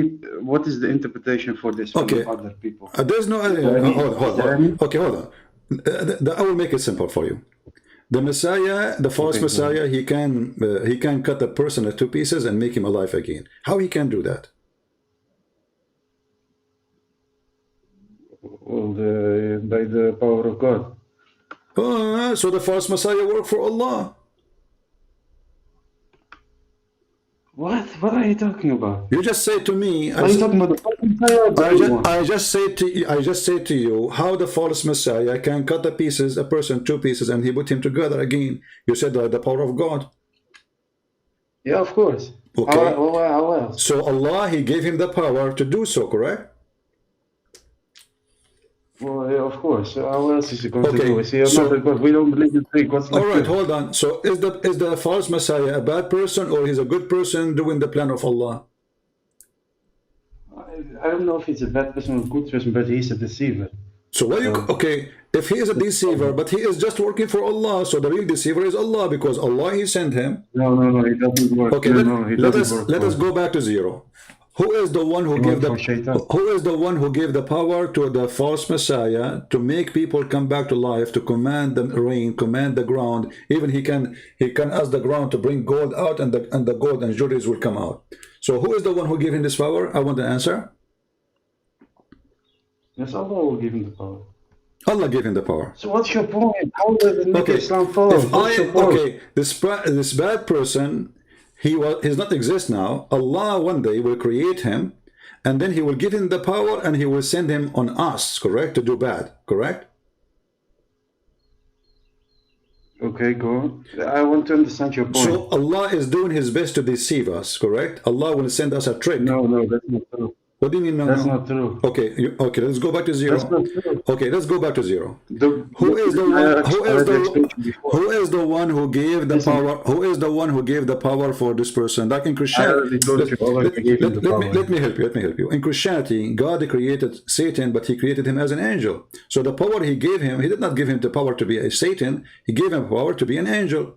In Islam, the story is different. How can you Okay, believe hold on. Here we have a How can you person. believe? We have a person. He right now doesn't exist. Later, Allah will create him. We do not know when. Maybe now. Who Maybe does not tomorrow. exist? Allah will create Who does him. not Right? exist? Who is the one? Who is going to create this Dajjal? Dajjal, who created him? No, the Dajjal, he already exists. What are you talking about? He's already exists. Where? No, it is in another hadith that he's on an island. He's what? He's somewhere already. He's locked up. Oh, he's locked up. Okay, who I is? don't remember the hadith, but okay. I'm sure it's authentic. Yeah, I remember the hadith. That was a genius, I know. But I know anyway. So let us say I will go with you. So the Dajjal is already exists and he is locked up. Okay, who is the one who created the Dajjal? It's God. Okay, and who is the one who gave him the power to make those miracles? It's God. Okay, and God will let this Dajjal come on So what are you us. doing? I don't know. Can I say God is bad because he gave him the power to do that? Your logic is flawed, bro. Honestly. Okay, you know what? I will change my logic. I will switch my logic upside down. Okay, hold on. Blame you. Okay, hold on. I will switch my logic upside down. The Dajjal is locked up by who? I don't know. What do you mean you don't know? Like, you know, It's not relevant. you know he's in jail, but you don't know which jail and who is the one who arrested him? No, he's not in jail. He's just on an island by himself. Oh, an island. I wish, man, I wish that is me. He's fishing there, huh? Like an island, the coconut tree. So he's you remind me of an angel. His name is Futros, which Allah, he broke his wings and he sent him an island which is isolated because he commits sin. You know the story about Futros? No, I don't know. Where is that? Sorry. Yeah, maybe later we will talk about it. Leave Fatros alone, because now I feel sorry for him. Allah, he broke his wings and he put him in this island, and it's very hot there. There's a lot of coconut, by the way. It's fun, but there's no beautiful girls there. So, so when your prophet, he said those stories to you, and you said to me that he is locked up in an island, where your prophet getting those stories from? What are you talking about? It's from God. Allah told him that? Everything. Listen. Because you are a deceiver, Allah. Listen, I will tell you something. Yeah. Everything that the Prophet did, he did not by his own wisdom. He did by God's wisdom. He did what? What? So all these. What? What? Well, I don't understand what the Prophet said. I don't know. I said to you, because you say, where your prophet getting his stories from? You said from God. Where God he said that to him? Can you show me? The Quran in front of us doesn't say anything of this. I don't know. I don't know if it's in the Quran or in Hadith, but somewhere it says that everything the Prophet did, he did not by his own wisdom. Okay. Everything he did, God. Okay. I want to show you. You mentioned to me that the Dajjal is in an island, correct? Yeah. Is it true that the Dajjal was a pirate? What? He was a pirate of the Caribbean? Are you trying to make a joke? No, no, I am not. Here we go. Okay, here we go. It says here that there's a story that at Dajjal, he was sailing in a boat. He was sailing in a boat with 30 men. And they are from certain tribes. What are you talking about? Listen, I will explain to you. Because you don't know where you're talking. The hadith in the front, my friend, the hadith is in the front of me. Don't tell me what are you talking about. Ad-Dajjal was sailing. Where it says that? This is in Sunan Ibn Dawood. And this is Sahih. So don't play the game of weak again. But it's a long hadith. I don't see. Yeah, it says it's a long hadith. It says Sahih hadith number 4326. 4326. Okay, where it says that? Okay. It says here we go. Okay, read it for me then. I don't see it. Okay, hold on. Give me a second, please. Go on. Because it's a long hadith. Yeah, it's a long hadith, you are right. I mean, everything Muhammad says is very long. The only short is his logic.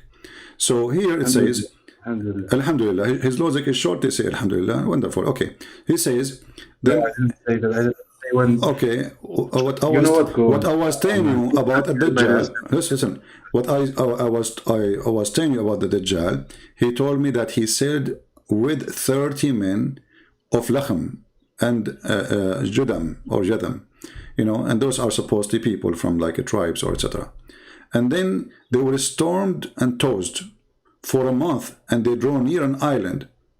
When the sun was setting, they sat in a boat nearest of them, and they enter an island, where they met by a very hairy beast. Look at this story, how beautiful it is. Are you with me, my friend? There's a very hairy... Where is this hairy beast? I don't see that. It's in hadith in front of you. And remember, you are the one who told me about... Yeah, you... My friend, isn't it you who told me about... Maybe I'm behind. Yeah, but you are the one who remind me, right? You said to me that he's an island, etc. This is the island story. So he was in a boat, and then the boat, there is a storm. And then the storm, they throw them in an island, and inside there's a woman, but she is very hairy, you know. And then they said, we to you. They said, we to you. What can you be? Like, you know, she's so scary, man.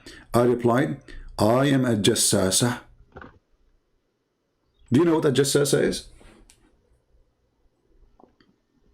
I am the jassasa. So what does it mean? You don't know what a jassasa? Does it mean I'm the jet? Huh? Does it mean I'm the jet? No, but the Dajjal, he discovered it. Now the Dajjal is in a boat. The Dajjal is in a boat, and then the storm took him to an island, all right? And then there in the Okay, island... so I was right. I was right. Okay, so is that a fiction story or real story?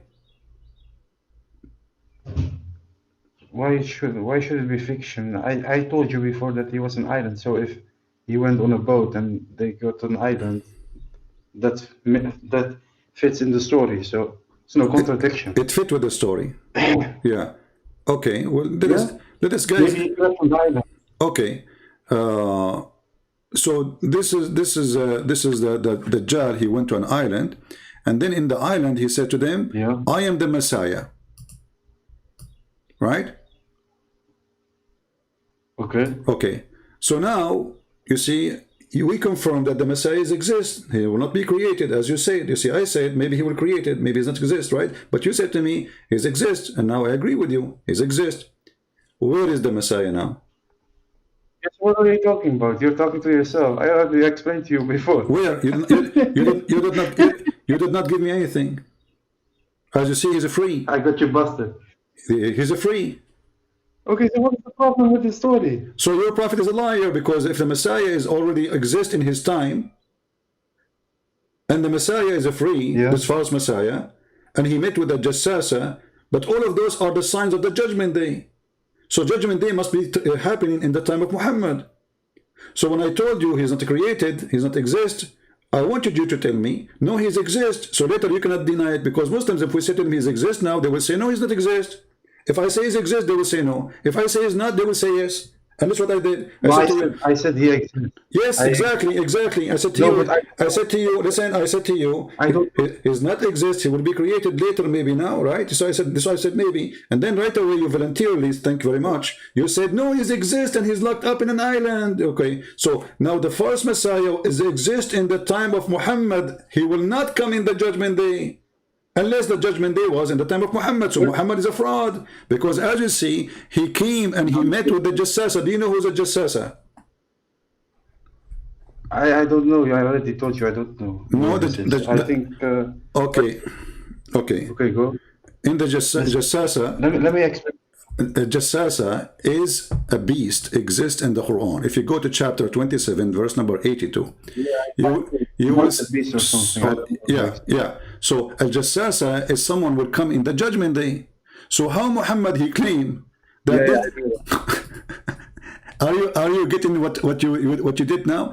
You just made your prophet a joke, because you just said that you agreed that this what are you talking about? Okay, is that Jassasa will come in the Judgment Day or no? Yeah. Okay. So what? But as you see, at Jassasa, she met already with the false Messiah in the island. Okay, show me where Jassasa is the beast from the Quran. Show me. Here we go, chapter 27, verse number 82. And when the word of torment, which means the Judgment Day, fulfilled against them, we shall bring out from the earth. We shall bring out from the earth. So she should be down in the earth, not in the top of the earth. And which will speak to them, because of mankind believe not with certainty in our Quran. So Allah in the Judgment Day, he will order the beast, which is this woman with a lot of hair, you know. But my friend, take it easy. Are you okay? Are you okay? No, I'm sick, but it doesn't matter. Well, I hope you will be fine. So where is the... Okay, so this beast will come from the ground. When? In the Judgment Day, correct? Yeah, that's what I remember. Okay. That's the time. So how in the hadith says that the Dajjal, he is already there, and the Jassasa is there, and they meet in an island? Yeah, but where does it say that Jassasa? I already told you. Where does it say that Jassasa is the beast from the Quran? Where does it say that? Yeah, here we go. Let us see. Let us go to the tafsir. I know that in the Quran it says that.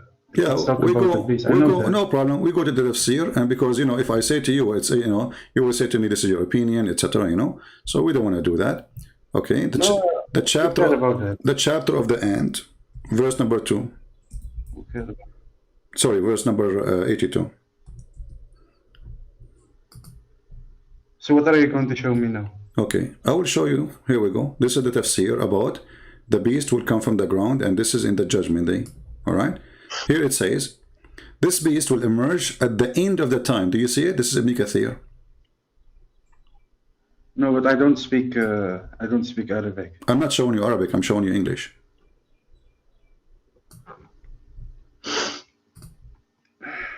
Yeah, it's not in the screen.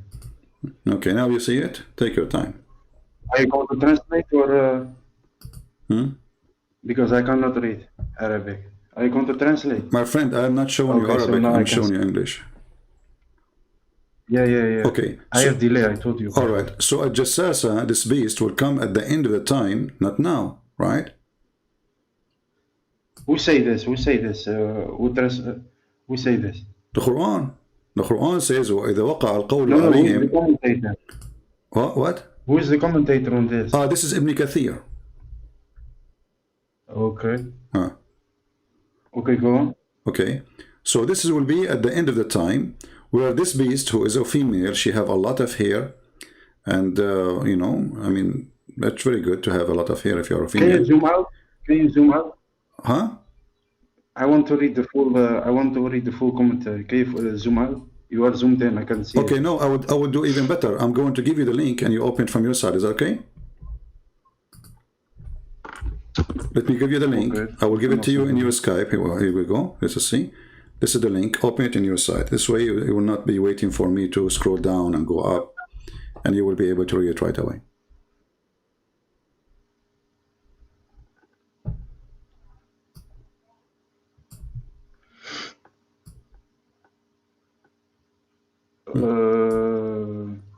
So where do I read? Because there's a lot of text. Do I read everything? From the beginning, it says the emergence of the beast of the earth. I'm starting from there. It says this beast which will emerge at the end of the time when mankind become corrupt. Correct? Yeah. Okay. So the hadith, your prophet, he said that the false messiah he met with the Jassasa is a fraud, because she will emerge from down the ground. No, She is not at the top of the ground yet. She will emerge from under the ground, from the earth. And she is a beast who live under the ground. Huh? I know. I told you. I know that. But I asked you, where does it say that? What is the name that you said to me in the hadith? Jassasa. The name you said from the hadith? Jassasa. Yeah. Where does it say? How do you know that means the beast? How do you know that? Every Muslim, he knew that. We can show you tons. Huh? Here we go. Let's go. No, I don't know that. You don't I know don't know that. My friend, because you are... It doesn't say that in the Quran. No, because you are just a normal Abdul. You do not know. But this is the name which all Muslims, they use, and your prophet, he used. If I go right now to the hadith, and then I search for the word Jassasa. I just type the word Jassasa. You will see tons of stories, which you do not know about, obviously, because you are an average Abdul. All of them, they are saying Jassasa. Here we go. Listen. I want to ask you also a question. Yes. You need to be. I want to ask you something from your Bibles. Okay. You do not even know your book. You want to talk us about why you want to jump and you run away from? Come on. No. Listen. Here we go. You see. Okay. I need to say This is all. It's a story about a Jassasa, and a Jassasa, she have a special description, as you see. And let me show you the description of the Jassasa, because I like it, by the way. Like she have ears like elephant, you know. Let's see. It says the Jassasa is a woman. You go up. Yeah. Oh, you are a liar, man. I am a liar. Why am I a liar? Why? You are a liar. Why am I a liar? Why? If you go up, it says that Jassasa is a woman, so you're a liar. I got you busted again. Okay, guys, you can be busted. So a Jassasa is a woman, correct? So you see, you agreed that a Jassasa is a woman. But when I told you a Jassasa is a woman, you said no. I am the one who told you that. No, you didn't say that.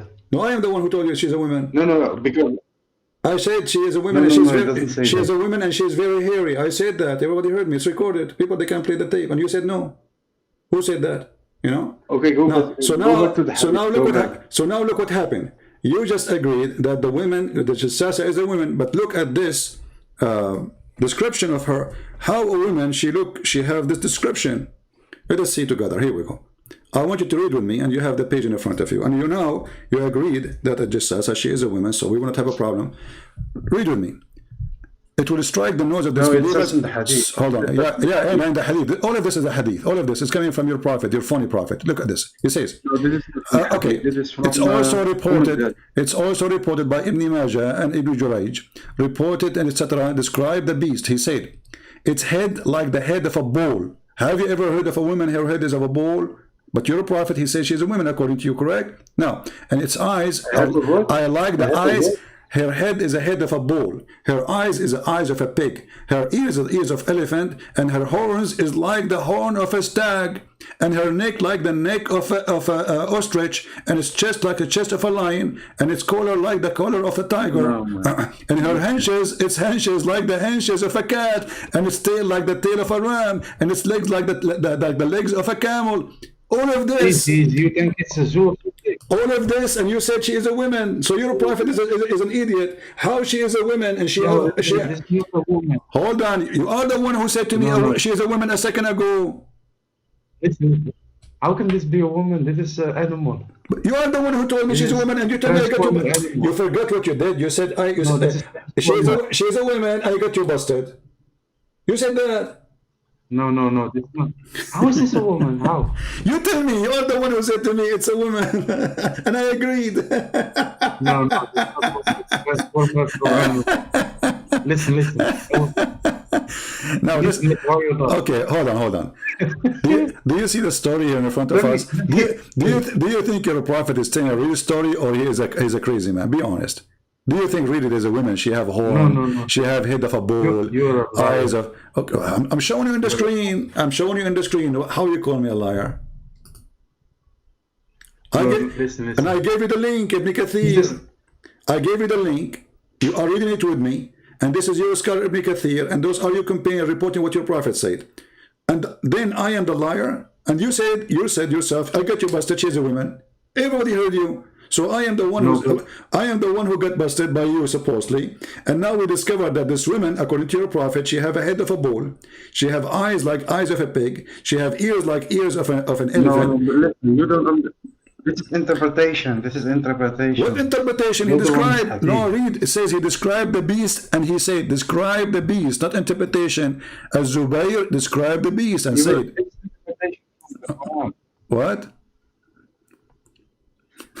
What you show me now is interpretation from a verse. Exactly. What are you talking about? So why the interpretation saying this? If it is not, it is what it is. Why Zibi? Why the scholar? Why your scholars and your prophet companion and your prophet? You're talking right now. You want to hold your breath. You're lying. You're a liar, bro. You're a liar. Okay, let me ask you. Is it true that this Sasa is going to have the ring? Is going to have the ring of Solomon and the stick of Moses, and will make all the Muslims white and all non-Muslim black? Is it going to make all Muslims white and all non-Muslim black? Is it true? What do you see in the end? Is it this beast, her duty, Allah, he sent her for a job to do. She will hit you with the in your nose with the ring of Solomon or with the stick of Moses. And if she hit you, either if you are a believer, Allah will, the Jassasa, she will make you white. All Muslims, Jassasa will make them white. All non-Muslims will make them African, because Islam is a racist cult. Do you agree with that or not? Oh my God, bro. You are a liar. Okay. That doesn't say that. Okay, read with me. I am a liar. Okay, get me busted. You have the website. Read with me. It says here. Here we go. Let us read. And it will bring with her. Because you. It will bring with her the staff of Moses and the ring of Suleiman. There will be no believer without making a white spot in his face, which will spread until all his face shining white. Do you see it? As a result. And there will be no disbeliever left without making a black spot in his face, which will spread until the face is a black as a result. And you keep saying to me, you're a liar. He will go in front of you. What kind of God he says such a thing? So you Muslims are racist. You claim that all bad people Allah will make them black, and all good people Allah will make them white. So all the people will go to heaven. This is not. This is what? Listen. No, this is not about skin color. This is because It's about white what? is Explain. the Okay, I'm Noor. listening. Okay, I'm listening now. It's not, guys. It's not about skin color. Explain to us. It says that if you are not a Muslim, it's going to hit you, and a black spot will be in your skin first, and then it's going to extend until we became, all of you, we became black. Explain that to me. Go ahead. Listen, I told you already. This white and black in this context is not about skin color. No problem. Tell me about this. What? Because we also. Okay, I'm listening. Go ahead. What? I'm listening. Explain to me. I'm listening. Let me finish. You know what Noor means, right? Noor. I know what Noor. What is Noor? Yeah, Noor. That's like the light. If you're a good believer. Yeah, I have a flashlight. Okay, what about it? Yes, that's what we mean. That's what we mean with in this context, because it says shining white. It doesn't say white. You're a liar again. Not only white, you are shiny, so you're extreme white. You will be extreme white, right? Clever. What? No, it doesn't say that. Well, it's just shining. Okay, what about the black? Like a diamond. Okay, what about the black? What about the black? You see, now you want to hide behind the shiny. Okay, let us see. It says here that it's going to make a black spot in his face, which will spread until his face is black. As a result, there's no shiny here. Can you hide behind shiny now? In the first one, you hide behind shiny. Black is darkness. Huh? There's no shiny here. Here we go. Shiny, there's no shiny. The goat ate the shiny. No. What? Listen. Is it going to make his face black? Does it say shiny black, or it says black? So the Muslim not only will be white, will be shiny white, which means extremely white, but the black will be very black. So your God is a racist, claiming that everyone who is bad, Allah will make him black, and everyone who is good, believe in him, Allah will make him white. The proof in front of you. I told you. And by the way, I don't know. Your name is Ayub, right? Ayub, listen. I am not against this, by the way. I wish Allah will make me black, because finally I will get a girlfriend. It's my dream. I will become a black. Second day, a girlfriend will like me. Right now, nobody like me. Women, they hate me. So now I have, for me, I have no problem if Allah make me black. Being a black is not an insult to me. I would love to be black. I would love to be Asian. I would love to be Filipino. I would love to be Indonesian. I would love to be African. I don't care. A human is a human. We are equal. Nobody is better than anyone. You are bad when you are do bad, when you are ugly when you are doing ugly. So your God is a very filthy God. And those are all fictional stories, from your fiction prophet to your fiction religion. How? Listen. Even if you are black, you don't get a girlfriend. How you get a girlfriend? You're in your basement all day, every day. That's my first thing. Exactly. My second thing. Exactly. See how I'm going to get a girlfriend and sitting in front of my computer. See, so because I love God, I don't care about girlfriend. I was joking with you, you idiot. It is you who worship Allah for the sake of your penis. You do jihad. You do jihad to get what versions. You do jihad to get version. You get jihad to be white. You do jihad so Allah will give you. Is it true that your prophet says you will have 70 years orgasm? What kind of religion teach you that if you have sex in heaven? Huh? Listen. I'm going to explain to you. Explain to me what? Here we go. I'm listening. Okay, why Allah will make the person who don't believe?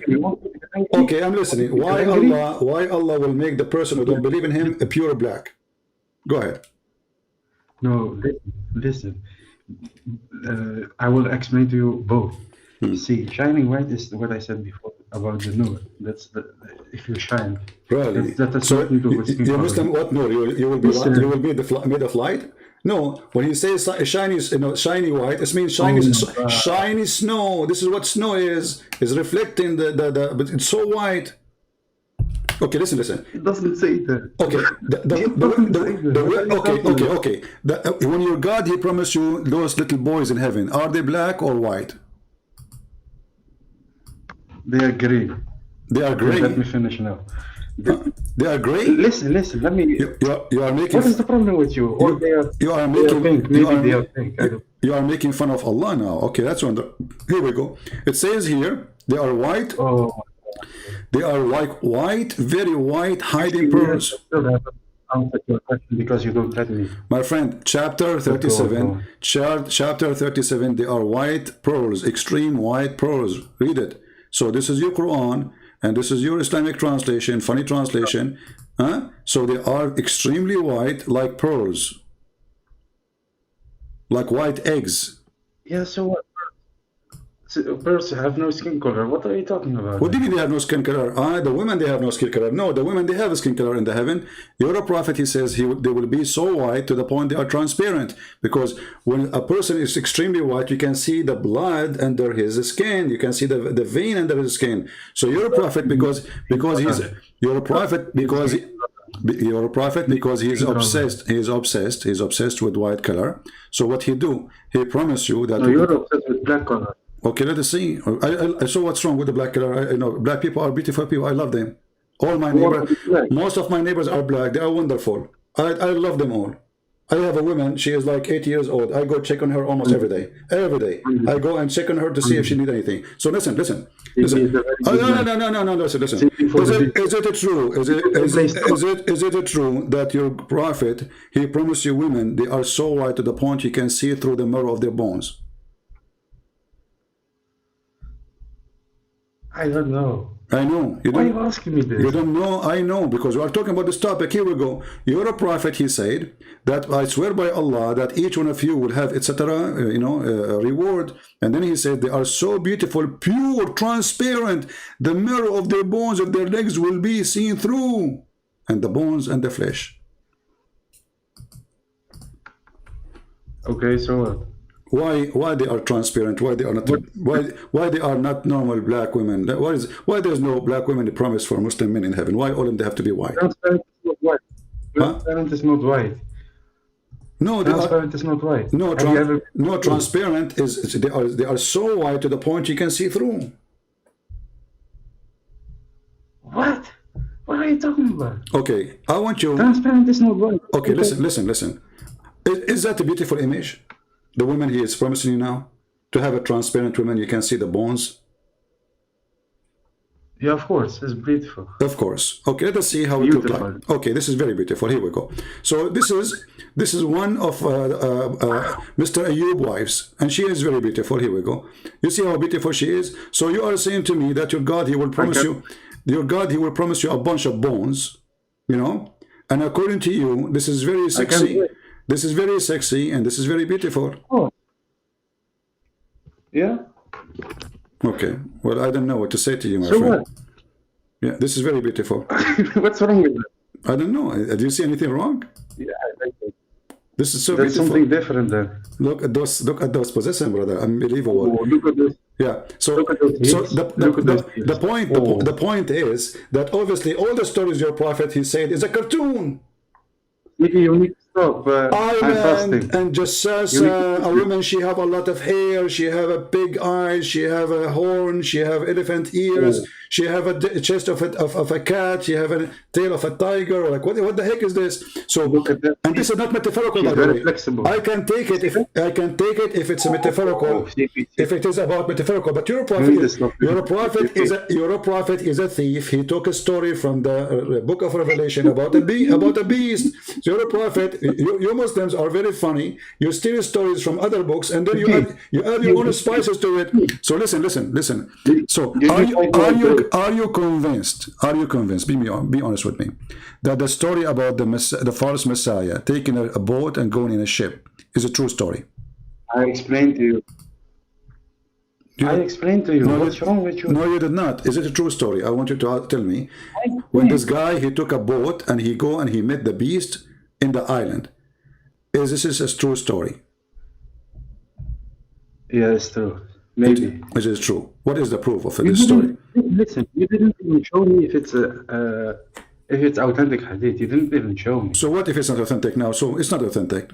But tomorrow is going to be authentic. Just wait until tomorrow. Okay, so then it's not true. So it's not authentic? Simple. Okay, here we go. It's authentic then. I just changed it. You said that.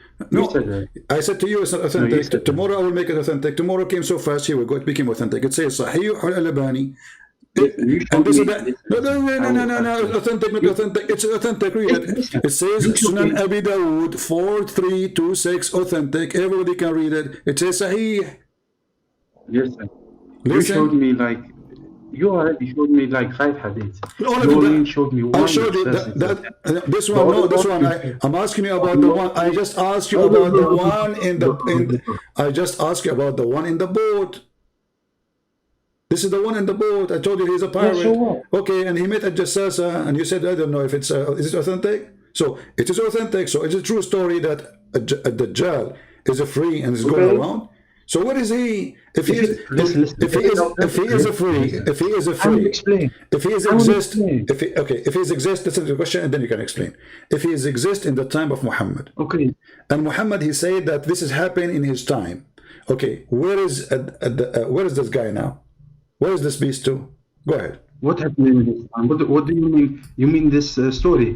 No, as long he is a free, the guy is a pirate. He have a boat. He go from island to island. As you see, he met with a jassasa, perfect team. She is a beast. He is a false messiah. Both of them, they are very powerful. She have the ring of Solomon, and she have the stick of Musa. She got all the magic of the Lord of the Ring. So now, by having this happen, what happened to those two? Why they are not here? Why we don't see them?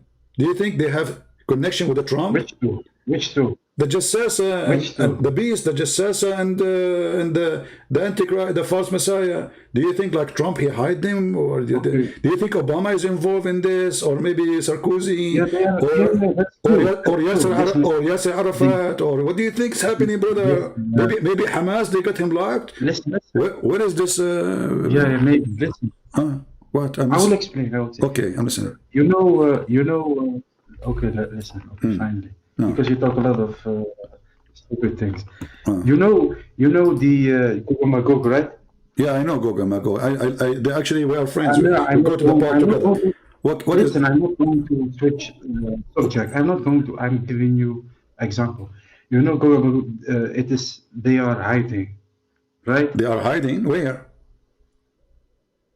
Well, CP, let's just continue. You know what I'm talking We about. are continuing. Because No, now I we're don't going know. to switch No, you subject. have to tell me. You said they are hiding. I'm asking you where they are hiding. I don't know where. I don't know. What do you mean you don't know? But just agree with me so I can go on, yes? So like, but okay, they are hiding where? Are they hiding underground? Oh my God.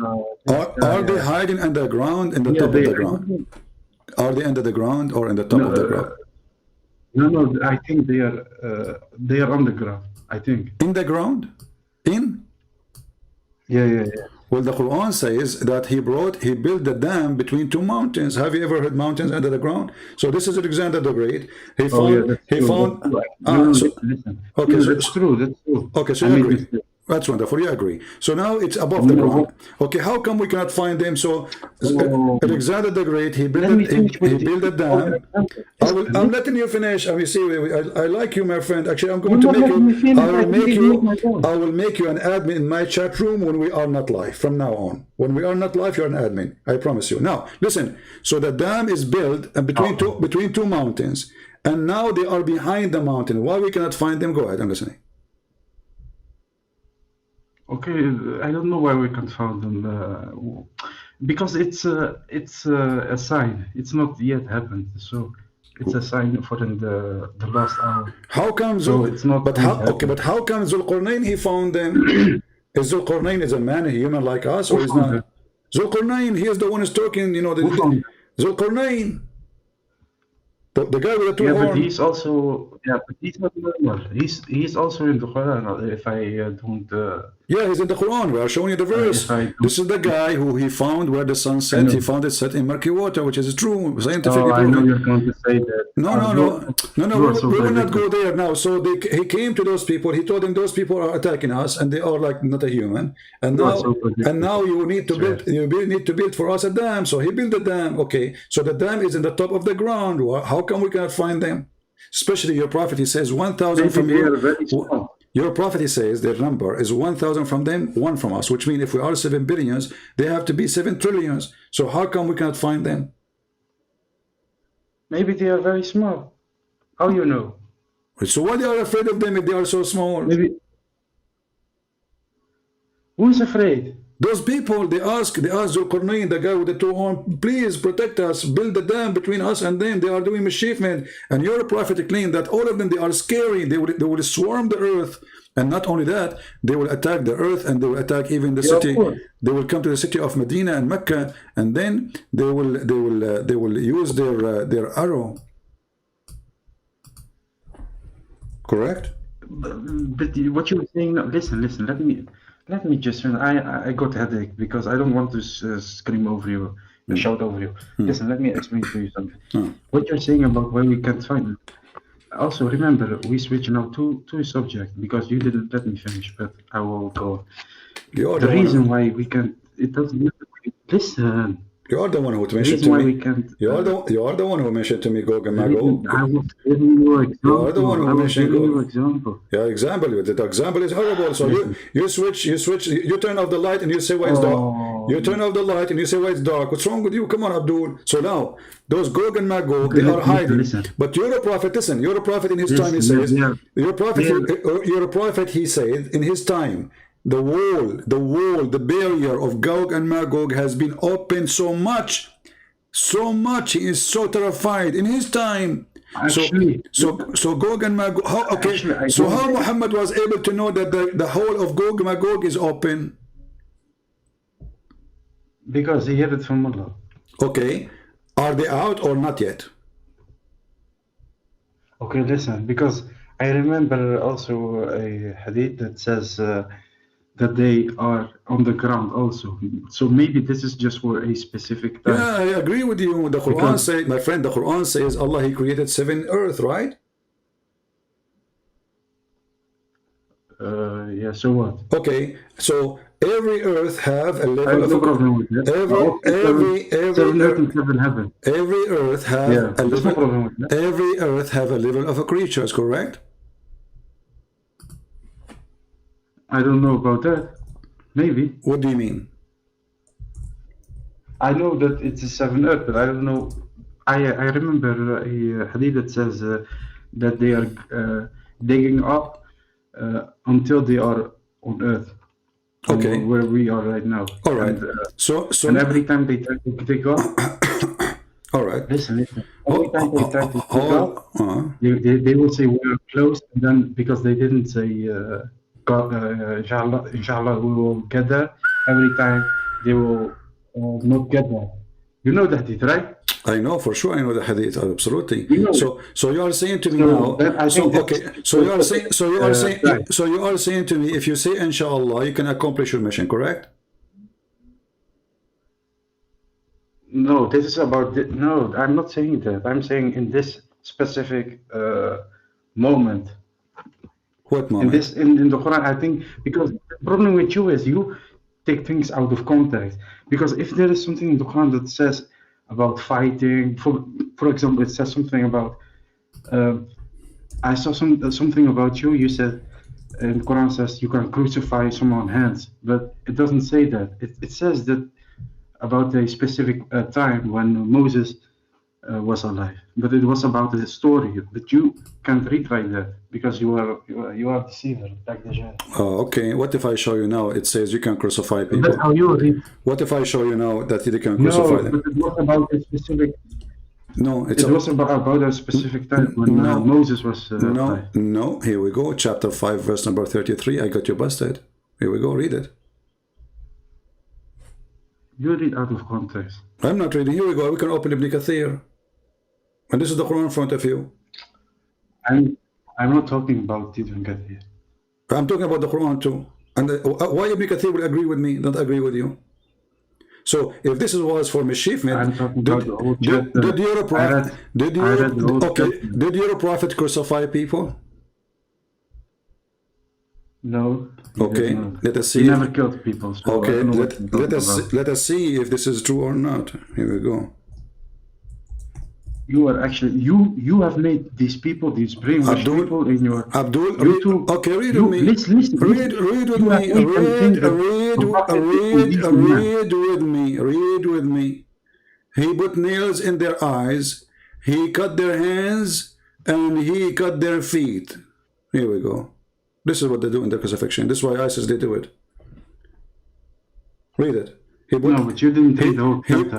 Here we go. Read the whole chapter. He did put nails in their eyes. He put nails in their eyes. He blinded them. And this is exactly what the Quran is saying, that those who do mischief in the earth, you cut their hands, you cut their feet, you cut their etc. And you crucify them. And Muhammad added, and people, they are back, they beg for water. They are dying on the cross. Look at this. He gagged their eyes. This is your prophet. This is the mercy of the prophet. The Muslims, they say to us, the prophet was merciful. He put people in the cross. He cut their hands. The Roman is way more nicer. At least those people, they put you in the cross, they don't do this. Muhammad, he cut their hands. He cut their feet. And then he put nails. He put it in fire and he put it in their eyes. How you say that the Romans crucified your God, man God? So how you say they are nicer? Okay, well, I'm saying they are nicer because simply the crucifixion is way nicer than this. This is way more. They killed your God. No, hold on. You see, the Roman. You think killing your God is don't be a fool. I'm saying nicer as a way of killing, which means the way of killing is ugly anyway. But your prophet is way more ugly than even the Roman killing. So you're a prophet. Your prophet enjoy torturing, and you lie to me saying that the prophet and Islam don't teach crucifixion. You're a prophet and your God, he is learning from the Roman. This is the punishment of the Roman. This is the pagan practice. Why Muhammad is using the pagan practice as punishment?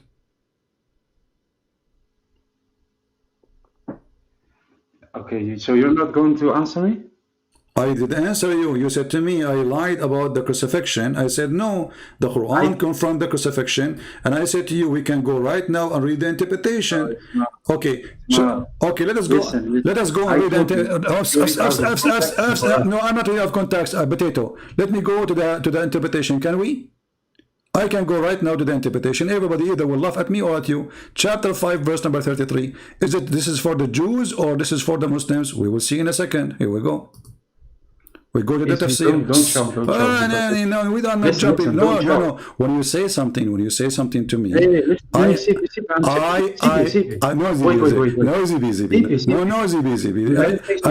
have to get you, but I know ZBZB. I have to get you busted. Chapter 5, verse number 33. Chapter 5, verse number 30. Why you don't want to read it? You said you want to get me. You said you want to get me busted. You said this is for the Jews, not for the Muslims.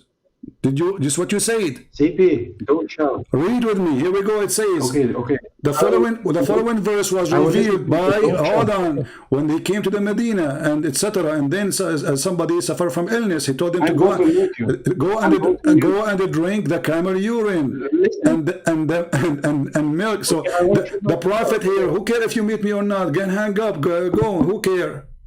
Potato. So when you say I'm lying, you are the liar.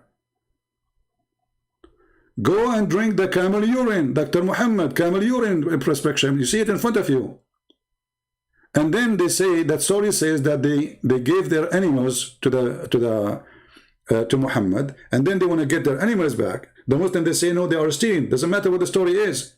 So they came to the shepherd, they killed the shepherd, and they ran away.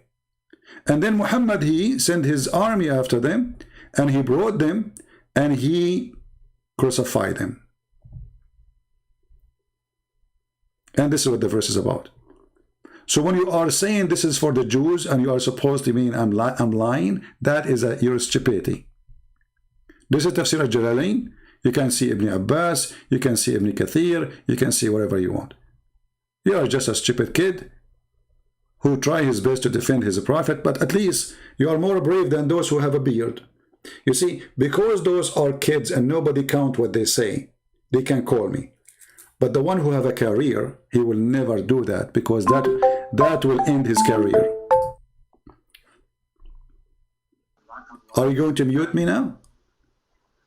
Okay. So is it about the Muslims or about the Jews? You're right. You say this is about the Jews. Is it about the Jews or about the Muslims? Okay, simply let me just say one thing. Yes. Is it about the Jews? No, you have because you accuse me of lying. You have to apologize before you continue. Here we go. I have it in front of you on the screen. Was a verse was given to the Jews or given to the Muslims to crucify people? I don't see it yet. I just gave you, it's chapter 5, verse number 33, and you can read the interpretation. Open any one of them. I have now Ibn Abbas in front of me. I can open Ibn Kathir. I just opened already Jalalain. All of them, they say this is about crucifixion for those who do mischievement and revealed to the message of Allah, revealed to the message of Allah in the city of Medina. I don't. It's not on my screen. It's not on my screen. I will give you even Let's the see, link. one thing. I will give you. Don't shout, okay? I will give you. I will give you. I will give you the link. I will give you the link. Here we go. Should I give you the link? Wallahi. Wallahi. Please, let me just say one thing. Wallahi, what wallahi? One thing, okay? What wallahi mean? Okay, please. What wallahi mean? Because you woke up my parents. No. Because he was shouting. Please just don't shout, okay? Because I also can shout now. Because use a headphone. it's late in the. Don't you have a headphone? I don't have a headphone. You have money for me because you have a lot of money because of Patreon. I have a lot of money. Okay, my friend, let us ask. Is it okay to ask people to go to give money and go to heaven? Like the scam Muhammad? I don't ask people to, hey guys, since I come here, did I say to anyone go and make donation? Anyone heard me saying, hey guys, go and make donation? I don't. I go live on air. I finish my broadcast, I say nothing.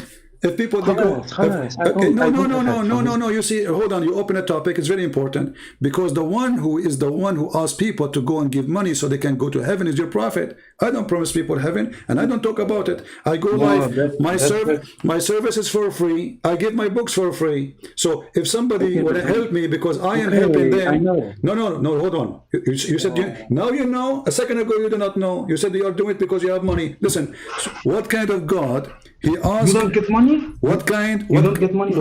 I don't ask for money. I don't ask them for money. I don't beg them for money. It's your prophet who claimed. It's your prophet he claimed that my teaching is for free. Your prophet is teaching is not for free. Is the teaching It is for free. Okay, hold on. Okay, here we go, guys. The teaching of the prophet is for free. You want to challenge me? It is for free. Do you want to challenge me? I can go to a mosque and get the Quran for free. Because he's dead now. When he was there, you don't get it for free. So I'm asking you now. I do. I'm asking you in the time of Muhammad, was it for free or you have to pay him? Why are you talking about that time? I'm talking about. You are saying Muslims today are better than Muhammad. So now it's for free in the time of Muhammad is not? I didn't say that. Okay, I'm asking you in the time of Muhammad, was it for free? You said. I'm saying in the time of Muhammad. I lost my voice really. My voice is getting tired. Okay. So Go. Is it for free when your prophet, if you want to meet your prophet in a private consultation, let us say you came to the prophet and you said to him, I want to talk to you. Is it for free? It's his teachings are for free. Yes. I just asked you the question. Let me repeat the question. If I come to Muhammad, you ask me if it's for free. Yes, I come to Muhammad. I want a private consultation. Is it for free or I have to pay? Private consultation? You're talking about appointment or something? No, I come to his house. I come to his house. It means I'm not speaking to everybody. I came to his house. I say, Prophet, can I talk to you? Is it for free to talk to him? It depends. You mean on Islam? In the time of Muhammad, if a guy he come to Muhammad to talk to him, is it for free? It depends. It depends on what you want to talk about. Depends. Because he was a businessman. What? He was a businessman. To talk to him about Islam, to talk about Islam. So agree, Muhammad is a businessman. Islam is a business. What is his business now? He's working full time as a prophet. What business? So a man will talk to him. I want to come and ask him a question about Islam. Should I pay to ask him the question, or he would ask me for free?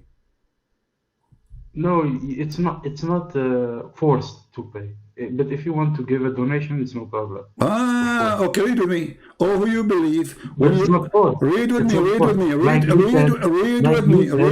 with me about your prophet scam. Oh, who you believe? When you cancel the messenger in private, spend something in charity before your private consultation. Let us compare between me and your prophet. Did I say to you, go and make donation to talk to me? No. Did I say to any of those people, go and make donation in order to hear me? No. Did I say you will not be able to... Where is this for? Where is this first? I don't see it. Chapter 58, verse number... Something in charity before you... Chapter 58, verse number 12. Wait, I see it. Wait, calm down. Yeah. Muhammad doing business. You want to talk to the Prophet, you have to pay him. Yeah, but this is, but come on, CP. It says clearly charity.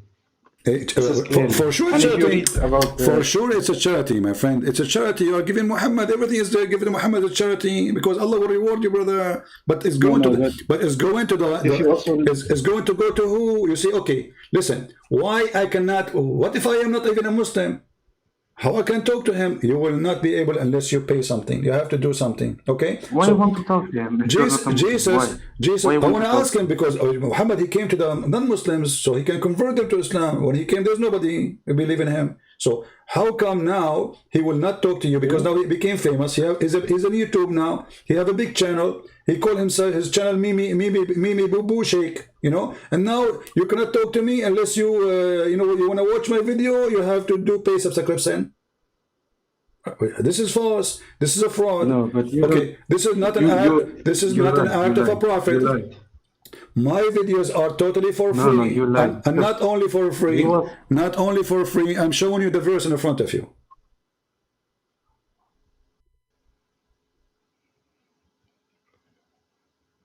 No, but first of all, listen. Okay, hold on. If you with the prophet, if you are with the prophet now, if you are with the prophet and you are attacking Jerusalem with Hamas, and now you attack a house of a Jew, is it true that the prophet will get the big TV? He will do what? He will get the biggest TV in the house. No, of course he's not. You're acting like he's Pablo Escobar or something, that he has people that he robs houses and all that stuff. Well, what are you talking about? Well, this is what the Quran is saying. The best of the It doesn't say that. Okay. It's charity.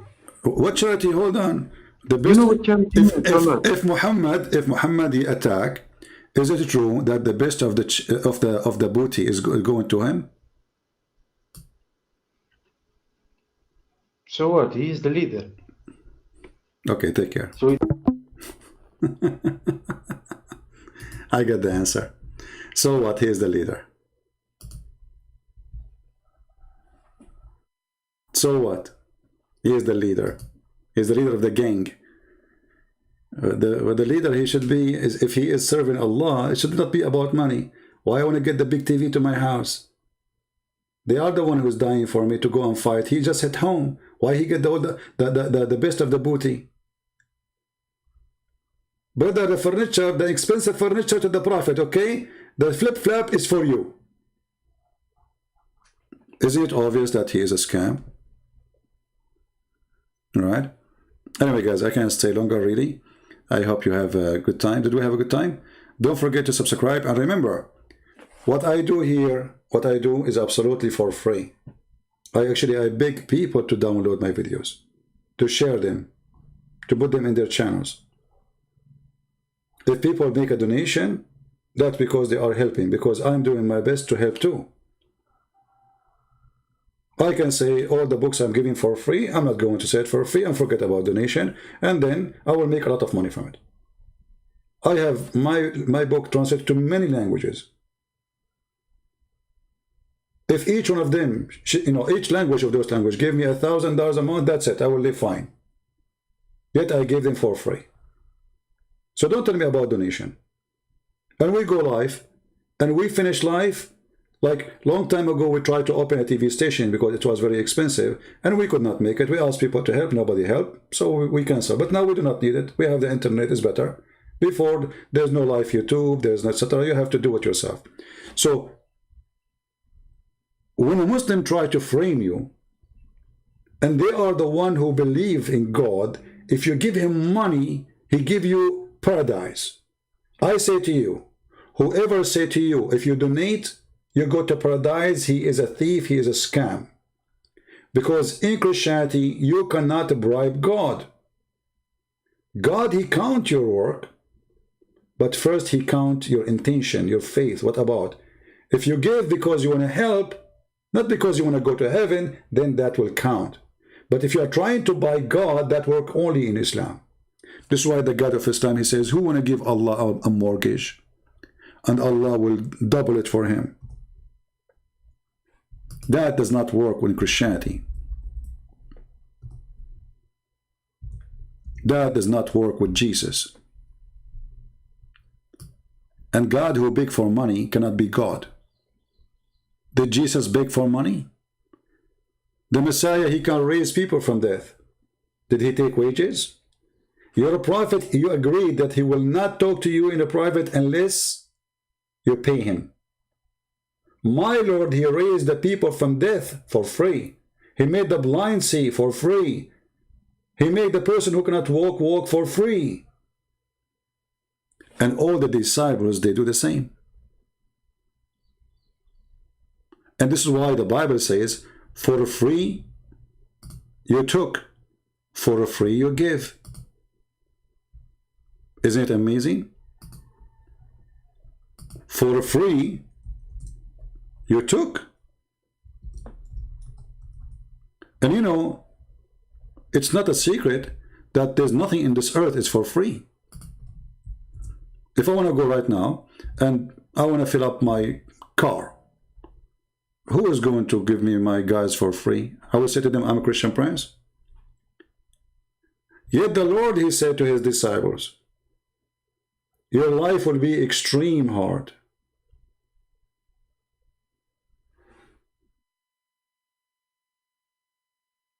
And because your life will be extreme hard, you are my disciple. Not because you are a person who live a fantasy or luxury. He said to them, if you want to follow me, you need to be a servant. In order to be a master, you have to be a servant. All the fiction stories about Muhammad, how humble he is, we find that it is the opposite. Because if he is humble, he don't care for the best of the booty. And why even he's accepting the booty?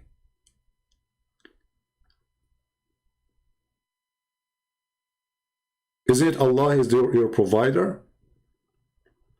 And why Allah he need a mortgage? Can't Allah he ordered the ground to bring gold and silver?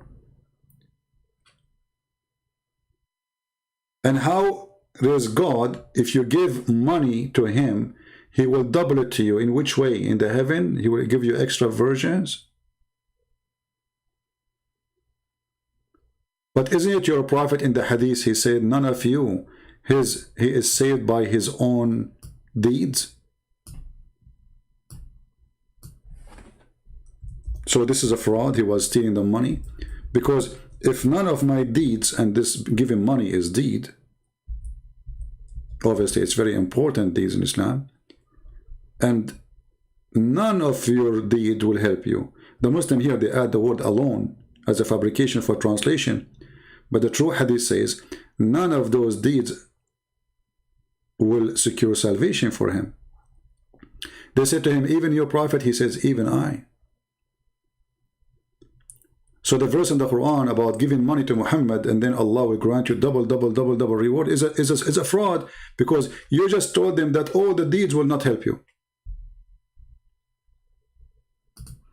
And I say to the Christians, I say to the Muslims, I say to everybody, anyone, he said to you, if you donate to me, you will go to heaven, you should know immediately that he is a fraud. You should be smarter than this. Anyone claim that he is serving God and yet he will not do the service unless you pay him, he is a fraud. And that including priests. But in Islam we cannot say the same, because all of Islam is based on a fraud. Muhammad himself, their best example, he cannot do anything unless you pay him. But we can say that when it's come to Christianity. For a priest, he will not bury a person, he go to the funeral unless you pay him. He is obviously a scam, not a true servant of God. A true servant of God, he go, and we understand that as priest, he make living from people gifts. He's serving them, right? He's not a farmer. Okay, he came, he prayed in the funeral. People, they give him whatever they can. But he will not say, how much you pay me before the funeral? How much you will pay me before the wedding? Those who do this, they are scam. Stay away from them. The Lord, he said, from their fruits you shall know them. And your fruits is your tongue, before your tongue speak. Right?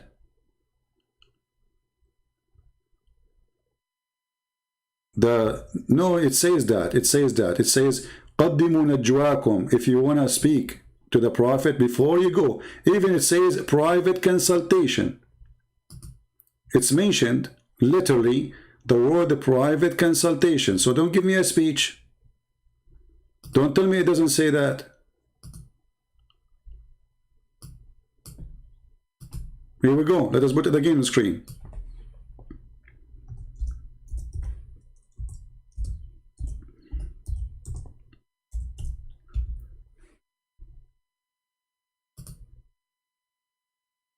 And then Allah will forgive you. Do you see it? He promised you forgiveness if you do that.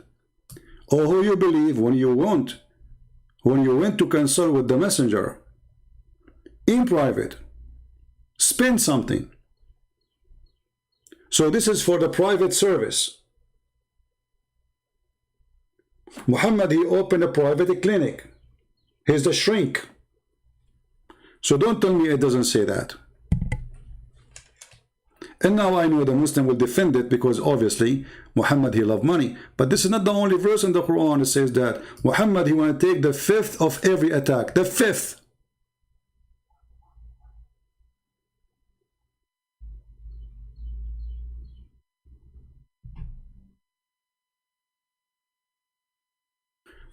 Look at this guy. He's saying this is not a must.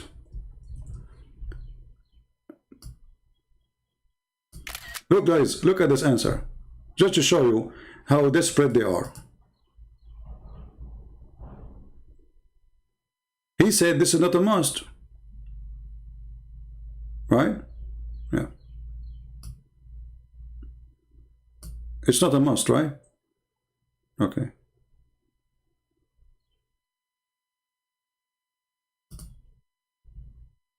If it's not a must, why you are bothering the people with it? People, if they have good heart alone, they will give. And why you make it if you want to have a private consultation? If Muhammad serving everybody, why it is mentioned about the private consultation? What is the connection between private consultation and you give something?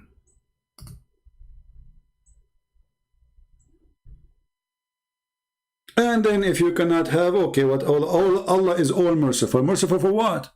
As if they commit sin. And this is not the only verse. You can go right now and search about the best of the booty for Muhammad, including women.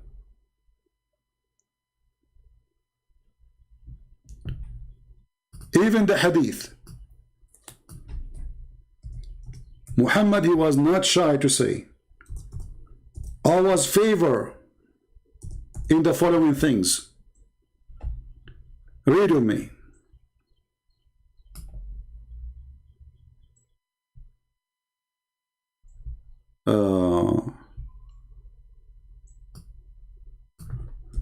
Let me try to find the hadith.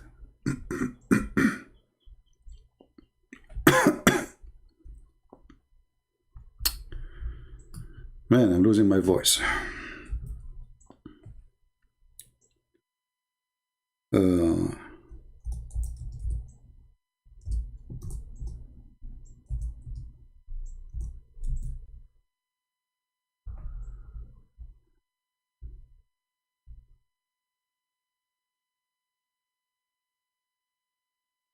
He described how he been favored by many things, and he described that the best of the booty is given to him.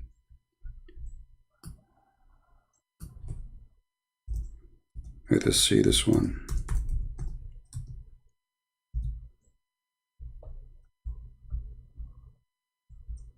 All right. Here we go. But I want the other hadith, where it says he got the best of the booty. Not only he got the booties, so he have in favor to be a terrorist, to install terror in the heart of the disbelievers from a distance of a 1 month journey. He's been in favor to have the booties. See, all of those things, and even all the treasure of the earth, Muhammad should own all the treasure of the earth.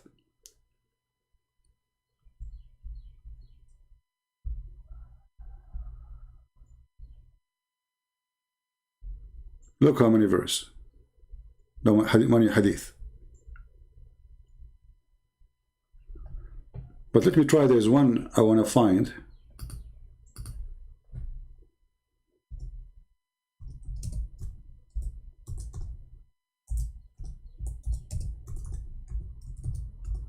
While Jesus, he did not take a penny. He did not own a donkey. He did not own a house.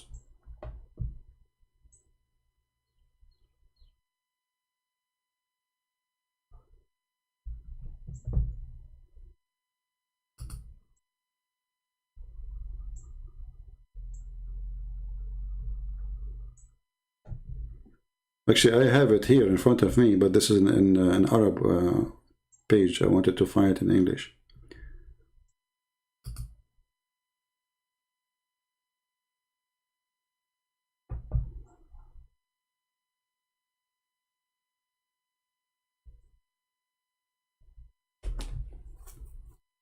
Here we go.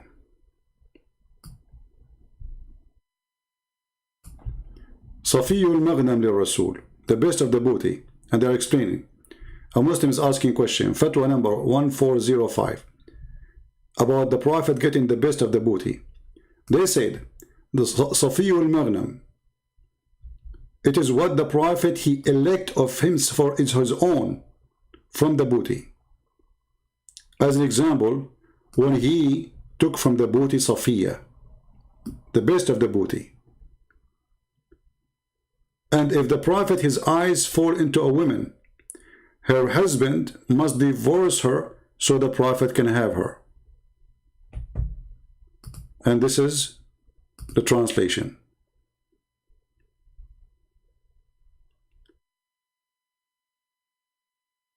The interpretation of the verse was in the fatwa, etc. It says, he chose to himself, the translation is very horrible, you know, the best of the booty. And then they speak about, but those who speak Arabic, they can go and read. Let me post the link for you. You can go read it by yourself if you speak Arabic. I'm sure this guy speaks Arabic. Why a prophet of God, he want the best of the booty? And why he choose the best of the women to go to his bed? You don't have enough money? You don't have enough women? Nothing is enough for him? Right? Yeah.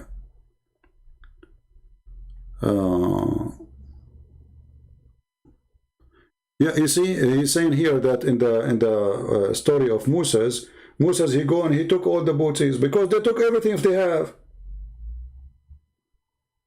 The Jews, they took everything. The Jews, not only they took everything they have, the Jews, they've been taking all of them. They took their goats, they took their animals. So this is what they used to do to the Jews. All the tribes around the Jews, they used to attack them. And not only they take their money, they take their whole nation. So they are going and taking back what they lost. You're a prophet here. He's attacking the Jews who they never took anything from him. Did the Jews took anything from Muhammad? Did they kidnap Muslim women? Did they take the money of Muhammad? Never. So the Muslim, they say, when the Prophet was attacking the caravan, he was attacking what? Because they kicked him out of Mecca. They lost everything there, which is a lie, because they left in peace. They took all their stuff with them. You can say they left their houses, but you know, houses at that time, I mean, the earth is empty. Made from dirt, built. Those are Bedouin. They can make a tent anywhere. Your prophet was attacking the caravan after a caravan, and then even the ones who never attack him, he attacked them. As an example, the Roman, He says, attack the woman and get the blondie girls. Did your prophet Muhammad Saeed said, attack the woman and get the blondie girls? Because I know you are stubborn and you run like a potato from place to place. Your prophet says, attack the woman and get the blondie girls. Is that enough of proof that Muhammad is a fraud? Imagine today I say, let us attack Iceland. All of them, they are blonde. Okay, Christian Prince, why you want to attack Iceland? Because we want to get the blondie girls. Don't you want to get the blondie girls? And then when a guy, he said to him, don't tempt us with women, man. Muhammad, he accused him to be a hypocrite.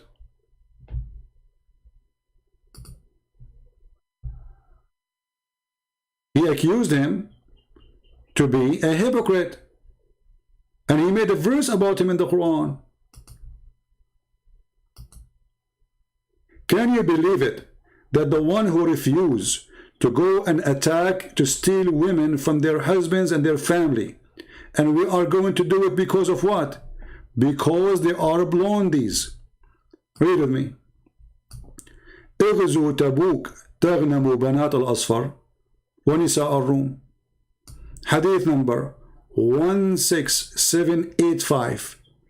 Which website we are reading? The official government website of the Kingdom of Saudi Arabia. Which book? Tafsir al-Tabari. And we can show you from other books. Translate to English. And then the coward, they will say to you, well, isn't it Moses?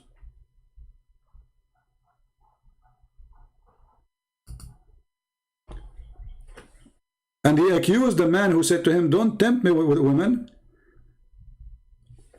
Invade Tabuk. To conquer and get the yellow daughter. Yellow daughter is translation for the word asfar, which means blonde. This is what the word they use in the old days. Now we don't use it no more. We use shaqrawat. So attack the Roman, attack the Tabuk. This is what the Roman was there, proving that the Arabian Peninsula end with Tabuk. And the Roman never invade that area after, that's it. They never come to Mecca. The Roman never attacked Mecca because it was empty. There's nothing there anyway. So conquer the Tabuk so you can get the yellow daughter and the women of the Roman. This person, he said to him, oh, excuse me, don't tempt us by women, you filthy. And then Muhammad, he made a verse about him saying, oh, he is the filthy, he is the hypocrite.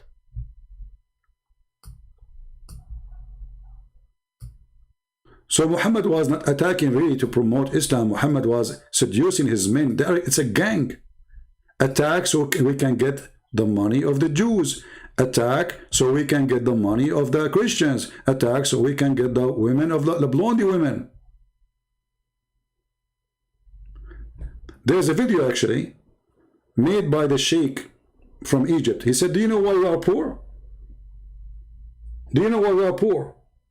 We don't do because we don't do jihad. Do you know how rich the Jews?